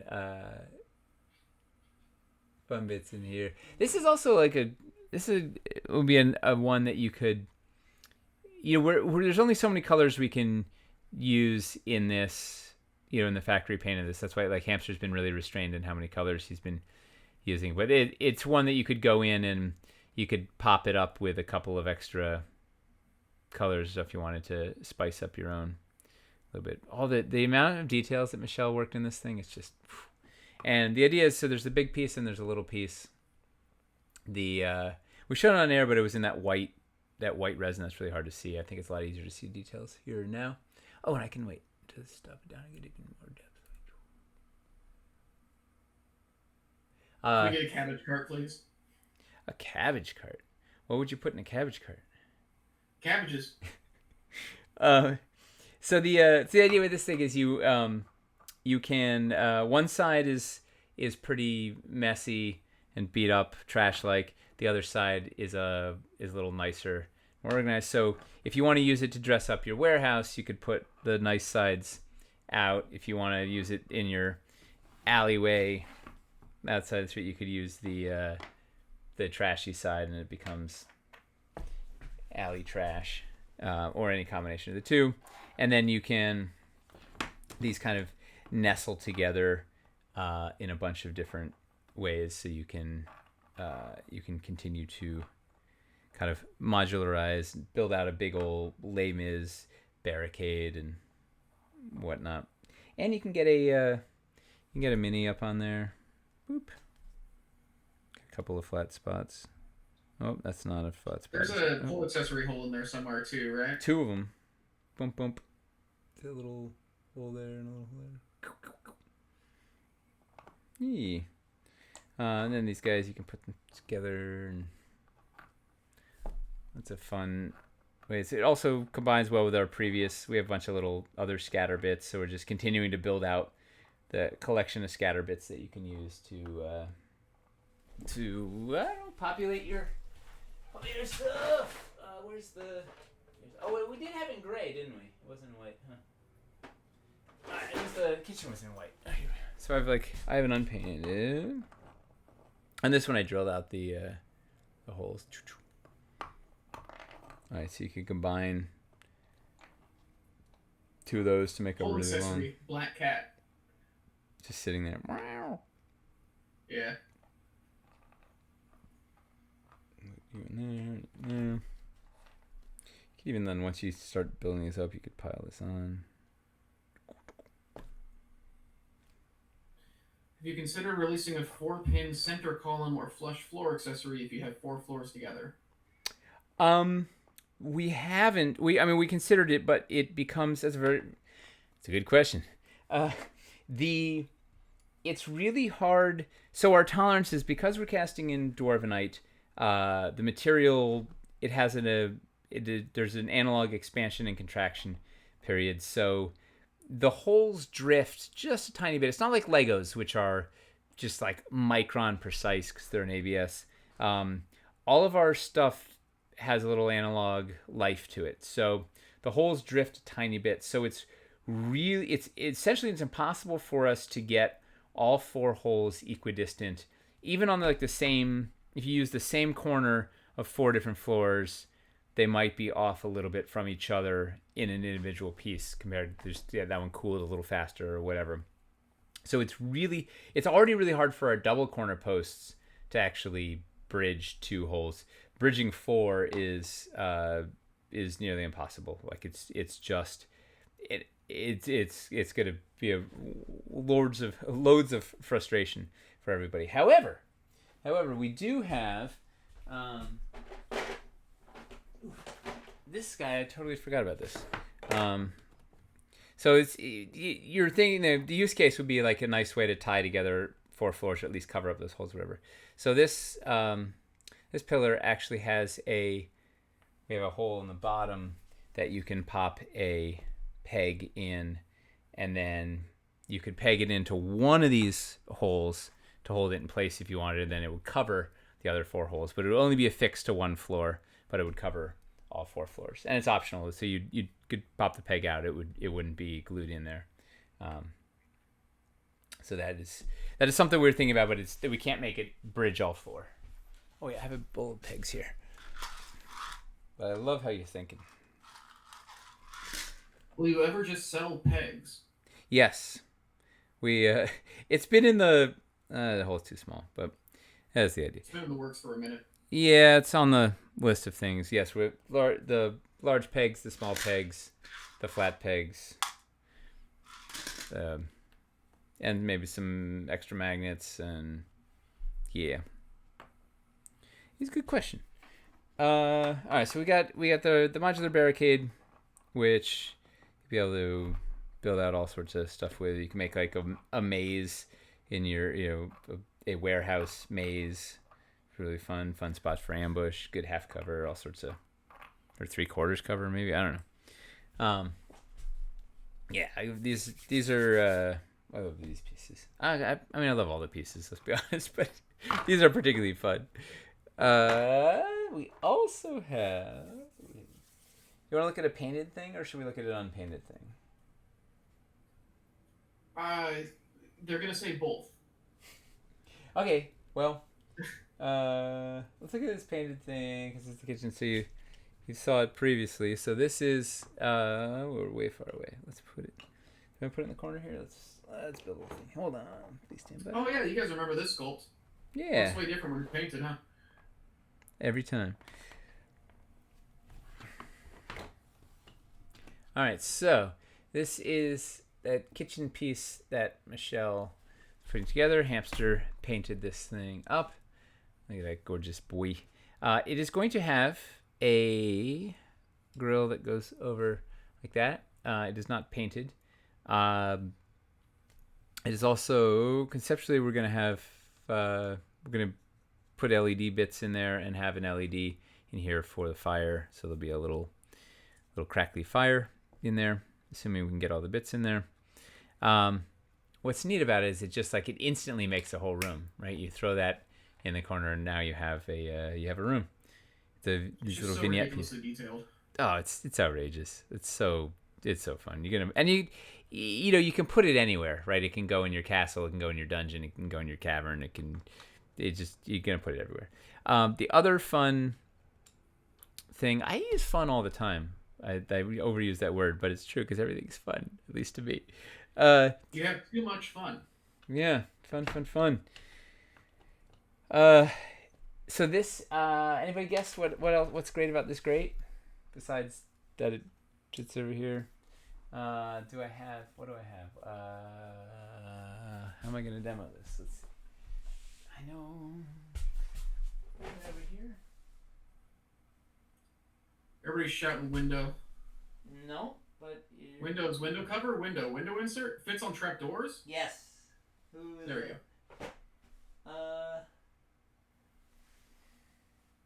Do you not have a trapdoor floor? All the castle stuff is in the other room. Where else is the small trapdoor floor? It's all in castle, or is that not going to fit in the trapdoor city floor? No, it's a small trapdoor, right? So we only previously okay. we only had that small lattice trapdoor.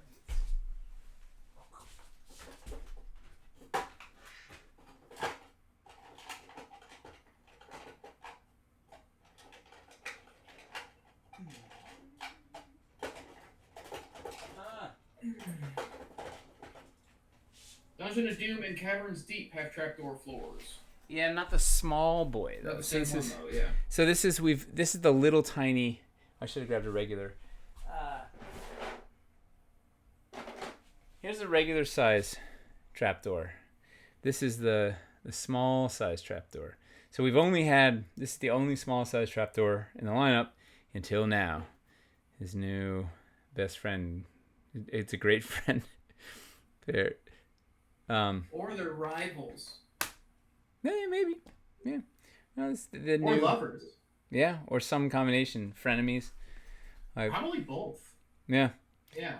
Jilted lovers turned frenemies, and yeah, real enemies to lovers situation. Yeah. One door opens, another one closes, or whatever. one trapdoor. One trapdoor opens. A latticed trapdoor closes, and a great trapdoor opens. So it'll be another trapdoor you can throw into your collection also, which will be neat. Gives you options. Also unpainted, and the feet need to be ground down on this or whatever. But do they want to see it unpainted? Yeah, we'll see. We got this little. They want to see everything we have. Okay, fine. Yo. Manga meat. This is another piece of Michelle magic. Right, you need some meat on a spit. We had like a 10-minute debate on like what kind of meat it needs to be and whatever. She's like, it's just gonna be manga meat, right? Just like a big haunch of mystery meat on a stick. We got a big question regarding the crate. And these it was just over like the castings. That won't be there. It'll be flatter. But how cool is this little guy? And then of course you can put this out, by your campsite or in your cave or your goblin lair or whatever. Is it tall enough to go under the LED or to go over the LED fires, like from the camp pack, probably? No, I don't think it's tall enough for that, but The camp pack is like midi height. It's pretty tall. Yeah. Where the hell is my camp flare?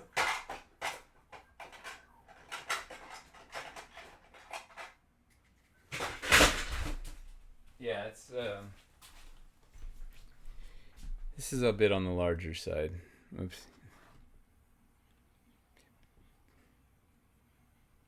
So it's a little it's short. a big fire. Yeah. You could put it next to the fire if you want. Yeah. Well, what was the big great question? If you take two of the grates, will they fit side by side inside the stair cutout on the floor? I don't think so. No, because Is it not wide enough? it's not a clean inch. It's smaller.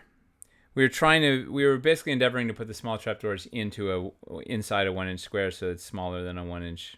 It's like, I don't know, 7/8. It's 1 inch square, but the frame that it goes into is 1 inch, and then you cut out a little bit of that. It's like 7/8 or something. Yeah. 7/8. Yeah, for your millimeter folks, it's like 22 millimeters. All you millimeter folks out there. I much prefer millimeters, except I can't think in millimeters. If that makes sense, like I can envision length in imperial, but I prefer metric, but I can only envision in imperial. We got any metric Maxwells in chat? Metric Maxwells. Hey, what is it? Stanford. What is our standard? Imperial. Imperial system. There we go. It's the worst. It doesn't make any sense. All right, so then metric is just universally so much better. There's nothing that it doesn't do better. The only time it's ever like, oh well, imperial is easier is just because we grew up with it, and if we grew up with metrics, we'd be fine and better off. Everything about it's better. Just like there's not even a question. Yeah. Got this doors on the back, which is another neat Michelle touch. So you could then use this also as something, I don't know. Could be such big pizzeria energy from that. Right? Or a morgue or something, right? There could be bodies in there. You know, they related industries. Totally. Tony. It's actually, but in both cases, there's probably some guy named Tony involved. Definitely. Same guys. It's his night job. Okay. So then we've got a little unpainted, hot off the presses, hot off the Michelle bench. More Michelle magic. We got the this is a fireplace. The bottom needs to be sanded. It's not painted, whatever, but you can envision. Oh, also pretend there's a fire in there with end irons and an LED and whatnot. But fireplace. Turn it on. Here. Put the campaign fire. Yeah, there we go. Look at that. It's just, you know. Imagine that. Imagine this. And this also has a little door in the back. Imagine you look over at your fireplace and that's what you see. That's when you get a fire extinguisher. You start hoping for this. And this is gonna have, in classic Michelle fashion, this will be magnetic, so you can like pop on. What's we got in there? Yeah, fully loaded mantle, or a dragon head, or whatever you can put stuff there, and then of course then the mantle shelf. Let's just stick that on. Oh man, I stuck that in. This will then become a magnetic accessory you could put on. This is gonna be our magnetic wall. Woo!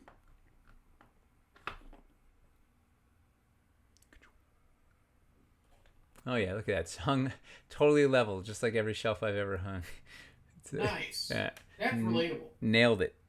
Yeah, well, it keeps it real. Well, I mean, so that's what you would do in rustic wood when you're in Lowtown. Yeah. That's the quality of carpentry that you get in that part of town. It's the mezuzah of shelves. Yeah. Yes. It's a Jewish thing. The mezuzah. You put it in the doorway to ward off spirits, but you hang it crooked because only God is perfect. Yeah, no, I have heard that. Yeah. Okay. Wait, so, are you Jewish? No, but my in-laws are modern Orthodox, right. hardcore. Yeah, so it's pretty cool. It's like a magic scroll inside. Like literally, there's a magic scroll inside that's wrapped up in this container with like runes on it, and I think it's straight out of D&D, right? I mean, that's where the lich phylactery came from, also from Judaism. My father-in-law puts a phylactery on his forehead and does a thing on Saturday. It's like a whole. It's a There's lots of cool stuff to be mined for D&D. There we go, almost straight. Need a Dwarven Forge mezuzah. Yeah, just a little on the corner post, just a little crooked, or in the doorway. You just hide it in there, a little crooked thing. But it's when you see it, as soon as you know to look for it, you see them all over the place, especially in New York, right? Just it's a thing. The first film I acted in was a Jewish gay film, and so it was set at like a pretty Orthodox family's like house on Shabbat. Mm. And yeah, they had the thing in the door, and they all touched it before they went in. And what? Yeah. Yeah, no, I was like the only person on set who wasn't Jewish, so it was very. It's awesome. It's a very educational experience. Yeah, you get a glimpse into some of these worlds you didn't know existed. That's the best. You could spend every day of your life experiencing like a new piece of culture, and you would still never run out. Like there's so many just amazing cultures out there that I don't know anything about. Because every time you're doing stuff, there's like billions of other people who are also living like lives at the same speed and the same time, so you can never catch up. Yeah. Like yeah. You have to follow Justice's Twitter feed to learn about like Persian cooking and stuff. That's the only way you can. That is a dude. Oh man, every time he like cooks something and posts it, it makes my day. It's the best. We got all right. We got a fireplace. We got a shelf. I think that's all we've got to. We're running out of beans. That's everything. Does anybody have any questions? John DeCoy is wondering what set these pieces are from. These are previewing stuff that's going to be in the Kickstarter coming later this year. None of this is out yet. We'll be kickstarting it in the fall. Yes. Previews of our upcoming Cities 2 Kickstarter. Everything you see here are prototypes. Everything could change. Everything's under construction, work in progress, look behind the curtain. Yeah.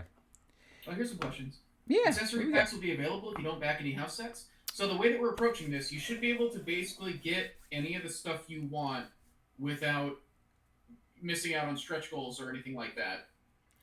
Yeah. I don't think anybody's done a Kickstarter like this yet, and we may not even either because it's we haven't actually built out all the sets and seen that it works yet. But conceptually, what we're endeavoring to do is every pledge level will give you you'll have a couple of options of like the $250 pledge level can give you the Rusty Skillet Tavern or the Roadside Shrine to Hamjammer or $250 to spend a la carte. So you can buy in and just get accessories if you want, or you can get one of the pre-made options or pre-configured options.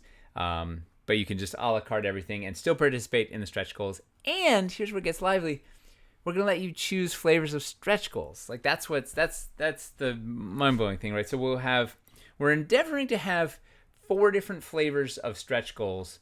So at that $250 level, you'd be entitled to 1 box of stretch goals, and you could choose: do you want wood building stretch goals, ashlar building stretch goals, low town dressing stretch goals, or high town dressing stretch goals. So you can say, you know what, I just want building bits. I already have a lot of accessories. I just want building bits. I'm going for wood. I want more wood building bits. Or I'm just buying a la carte accessories. I want more accessories. I'm going to pick that. Or maybe you're getting a bunch of wood as your pledge, so you want some stone ashlar buildings as your add-ons or you mean your stretch goals, whatever. We're going to hopefully give you really good flexibility to get the sets that are going to end up on your table, right? You can hopefully maximize your pledge and really focus in on the stuff that you're excited about, because different people like different stretch goals, right? Some people really they're like, I would just want more basic pieces. I just want more walls, floors, corner posts, whatever. I just want to get more coverage. Some people are like, no, I want I want the decor, I want the minis, I want the little bits, whatever. Or maybe you want a little of everything. And of course, the higher you go, the more boxes of stretch goals you get. So eventually, you'll be able to get that single box you were going to get at 250. You'll be able to get 4 of those boxes at a higher level. And the super high levels, we're going to have the uber boxes. So the small boxes, medium boxes, large boxes. So you get like 6 small boxes and 4 medium boxes. You can like pick and choose like all over the place. So it should.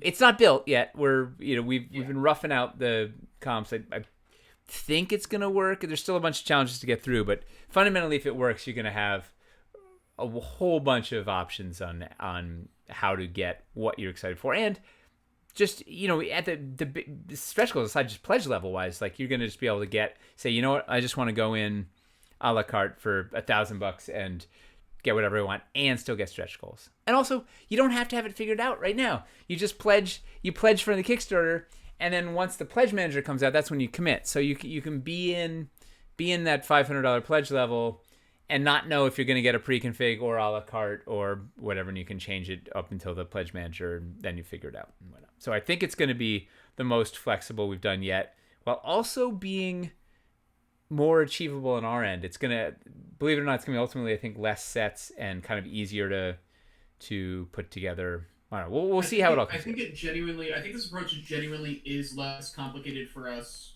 especially for production, because the whole point is not making a new composition for every pledge level, but using the existing add-on packs for that and trying to take a basic building block approach to everything. We're basically making little core sets, and then everything's built out of, or little core sets and little decor sets, and then you mix and match them to create pledges. So you'll have a floor pack and a wall pack and a decor pack and a roof pack, and that makes the $250 tavern that's a pledge. But you could also just a la carte a different combination of things or something. You'll get a little more. You'll get a little more of a discount if you buy one of the pre-configured ones. You'll get a little bit of a discount, but you could you have a little more flexibility if you a la carte, but it won't get. I mean, it won't be a huge discount. If I'm not mistaken, our plan is to not have any pieces that are only available in the stretch goals. So like you don't have to be able to get all the stretch goal packs to be able to get all the stuff that would be in the stretch goals, right? Maybe we'll see how it all goes. Would you be able to buy those stretch goal? Packs? But we won't bury anything in a mega stretch goal pack. Like we're not gonna have chase pieces that are hidden. You have to spend $5,000 to get a chase piece. Like you're gonna have access to all this stuff, but there may be. I'm not entirely sure yet because I haven't built out all the compositions, but there may be a couple little decor bits that might only be in stretch goal, but it would be at the lowest tier stretch goal. So any pledge level would have access to it. So you could pick it if it was a thing, whatever. And then the higher pledge levels are going to have a lot of those. So you could just get one of every flavor and to get everything or whatnot. I don't know. We'll still in the works, but fundamentally we want to make sure all the pieces are as accessible as possible. We're trying to make this the most flexible campaign that can address as many different people's needs as possible. Instead of telling you that you have to come in and buy to this one thing we're doing, trying to make it like we want to meet all of your needs, basically, whatever your needs are for your builds. Because we have a lot of a la carte buyers that go in for thousands of dollars and are just cherry picking the sets they want. So we really want to make sure that they can participate in the stretch goals also, and not just participate, but you get choices. Like that's the fun thing, is you get to choose your flavor of stretch goals. It's going to be awesome. I wanted to address this before we go. I think it was Space Party asked this a bit back. He was asking if this is a good spot to jump in and start a cities collection, or if get some of the old stuff. So the way that this works, this Kickstarter is going to be able to stand entirely on its own, so you don't need any of the old stuff to be able to use it. However, it's building off of the same basic building blocks, so what it will do is it'll let you have more variety to your towns if you have both some of the old stuff and some of the new stuff. The old sets won't have some of this new functionality, like the peg system for joining floors together and the modular roofs and stuff like that. But if you do get some of the current city stuff that is in the store, it'll give you a better understanding of what it's like to build with this stuff, which I think will actually help you make a more informed decision when the Kickstarter rolls around. So I do think it is worth getting some of the existing city stuff so that you understand how you feel about that stuff and that system, and you get a better idea. It's not all just theory crafting for you when you get to the Kickstarter. I would get a Hamlet or get the what are the new starter they called core They're called core sets. They're either Tudor City Core or Fieldstone City Core. I'd get one of those or both of those or a Hamlet, and then wait for the Kickstarter and see what else is on there. Because those pieces, we're not duplicating any of that stuff. We're not doing any of the main Tudor or Fieldstone. We're doing some little additions to it, but like none of that stuff will be replicated. So it'll give you great variety if you're trying to do a big old city. There's also stuff like the modular balconies.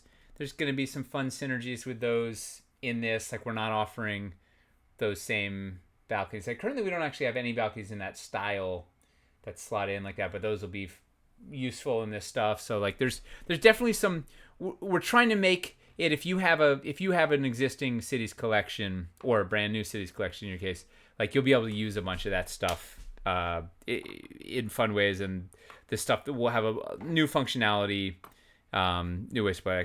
Like you'd at least get a city core or something and play with those pieces a little bit and sort of start to get an idea of what you're excited about, and then you'll be more knowledgeable buying into cities too, because then we're gonna have 2x2 pieces and 2x4 pieces and multi-level stuff, and there'll be a bunch of more advanced things to buy into. But people are wondering if we're gonna have terrain trays with roads or paths on them. Perhaps working on terrain trays as we speak. Yeah, this could be the thing people are asking about the most, is what we're doing for roads and streets and the like. There will be a lot of surface layer coverage. We're still working out a bunch of the details, but yeah, we have a bunch of neat stuff covered. When we have more of that in hand, I feel like we could spend a whole stream just going over that stuff. Yeah. Oh yeah, we probably will. Yeah. Will there be anything that's going to break the square, boxy look of the house? Yes. Yes. Yes, that's one of our guiding principles, is break the box. Granted, we don't have any of that stuff yet, but yes, is a coming. We got. Oh yeah, I'll give you a little teaser. We got.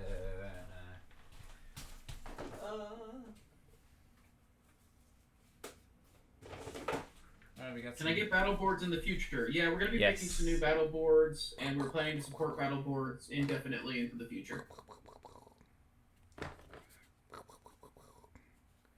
Got a bunch of shits. I don't know where that little diagonal is. We have. Oh, here.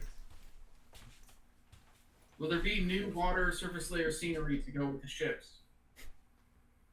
Well, I'll meet you halfway. Yes on the first part, no on the second part. We need, see, where we're going, we don't need ships because we've got ham jammers. We're going into space. By the time we ever get into space, it's already going to be like people are going to be so sick of ham jammer. It hasn't come out yet. What are you talking about? I know, but we're not doing any of that for like 5 years. So nobody's gonna make ham jammer until we do it. Okay, fair. So there'll be Sky and Space SLS to go with it. Sweet. Yeah. Starfields. People are asking for a sci-fi update. We'll cover that later. We've got another sci-fi dev meeting like next week, so like it's better to. We'll do an update later. Yeah, there's not much to update yet. We haven't started sculpting anything. We're still pushing it forward, but we're getting it's coalescing, and it's I'm really excited to do it. We've never really looked too far forward as a company. Like we're always kind of just trying to get to like the finish line the next week or whatever. But we have at this point we have 3 different interesting projects brewing for 2023 or 2024. I don't know what timelines are going to be like exactly, which is wild. We've never had like this, and one of them being sci-fi, right? We've never sort of been ahead or be brewing the next thing, but we're making headway on sci-fi. It's pretty exciting. Michelle taught me what a greeble was. I didn't know about Greebles. Who knew? I mean, I know I what. do not know about Greebles.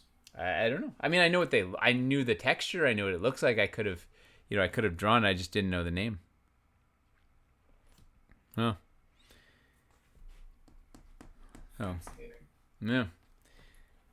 Good old Greebles. Let's see. You forgot to tell us what the other two projects are and what all your future plans are for everything in their totality. Those are NDA. Yeah. Yeah. The NBA. I'm taking up professional basketball. Chris is our starting point scorer. And starting point. Yeah, my job, my position on the team is point scorer. Yep. Are you trying to say point guard? Yeah, that guy also. And the yeah, we've got Hamster's our defensive tight end. And me and Hamster are some of the worst people in the company you could have put on a basketball team. I'm telling you right now. You know who? Miles. He's pretty agile. He's doing paintball. Miles is our dunker. He's tall. Miles is pretty tall. Yeah. Dunker. His official role is dunker. He's our front dunker. Oh, he's got the ball. That's the guy that only dunks. Yeah. Everybody just. And then yeah. See, Mace is our chain whip, the one that guards the base so you can't get the dog skull on there. Did you ever see? There's a Rutger Hauer movie called Blood of a Hero or something. It's like a post-apocalyptic future where they play this game where you have to like spike a dog skull onto a stick, and you kind of got like football gear on, sort of, and like Mad Maxy football gear, and then like there's one person that has a chain and they have to like guard the base by like hitting you with a chain, and then they're saying it is Blood of Heroes, yeah. Yeah. See, they know it's I can't call it a classic, but it's a movie. But there, Mace would be the one with the chain. We would be the first people to introduce chain whippers to the NBA.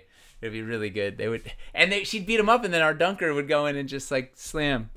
It'd be really good. Miles would be dunking on them. Anyway, I think this is the point where we need to end the stream. I think we've hit. Phenomenal. Yeah. We should play Blood Bowl sometime. Fair. That would be. Hamster got it. He got like at an Adepticon. He got like a classic, like original Blood Bowl box. Hamster came back from Adepticon with like 3 suitcases. He came back with like 600 minis to paint that were like. It was just like a wall of boxes that he should not be allowed to go to Adepticon. It's the best. Repacking to come back after everything that Hamster bought. Impossible. Was a nightmare. Yeah.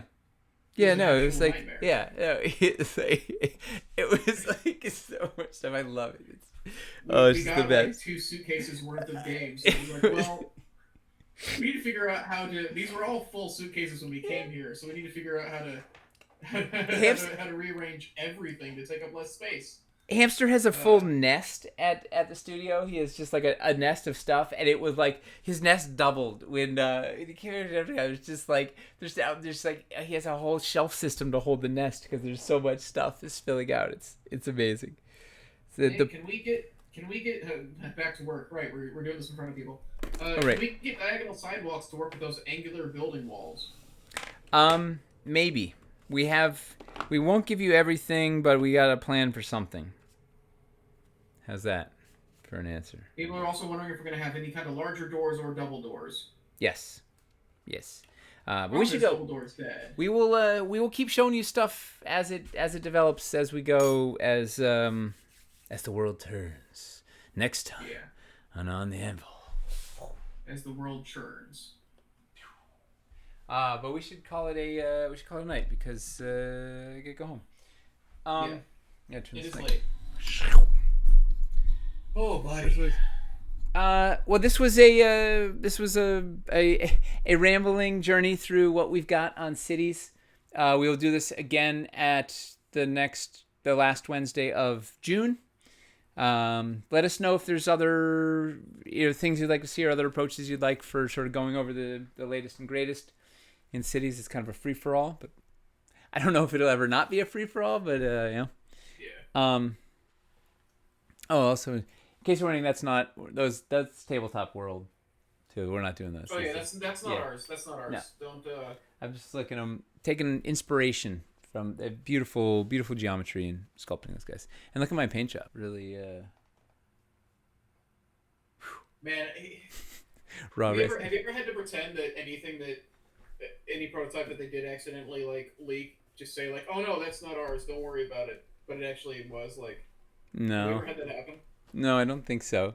You've always been pretty upfront about it. Yeah. I think I don't know. Well, we've never. I don't want to give somebody else credit for the stuff we do. Like, wow. Tomorrow night, what are you guys doing on Hobby Hang?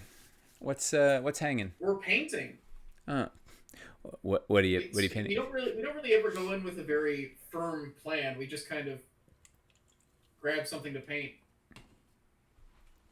Maybe you could start breaking into that stack of games that Hamster has. It's kind of. I mean, we painted our Relic Blade stuff, which was stuff we got at Adepticon. So nice. We worked our way through that. I started trying to do non-metallic metals on one of the Shovel Knight minis. How'd that go? I'm really bad at it. Yeah. It sucks. I hate it.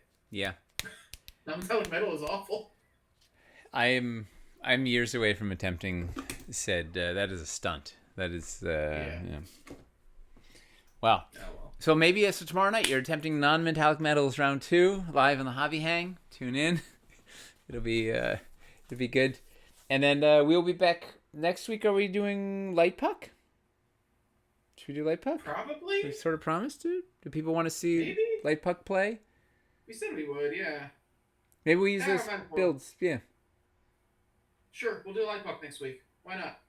Done. Oh, and we have some reliquaries test shots I left at the studio. Oh, cool. So we have two. We have the clear, the elemental, the water, the sploosh, and the gyre, spire, vortex. Video. I made the user's guide already, and the other 2 are in editing. Yeah, we're almost there. Turns out this thing's fairly complicated. Who said that? Oh, you. Yeah.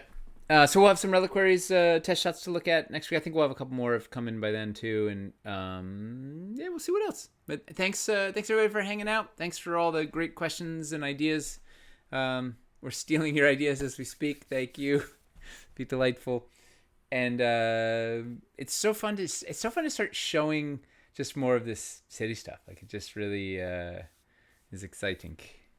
Can't wait. It makes it feel real. Yeah, it does. I'm gonna take a picture. Not just a weird mass delusion we've all had. Well, it is that also, but it's a real mass delusion. It's a mass delusion that other people are aware of now. Yeah. I took a picture of my workbench. I'll post that on Twitter. It's an explosion of cities too. Just half my life is just trying to like wrangle the chaos back in. All right, let's get out of here. Good night. Thank you, everybody. Have a good one. Be safe. We'll see you soon. Night.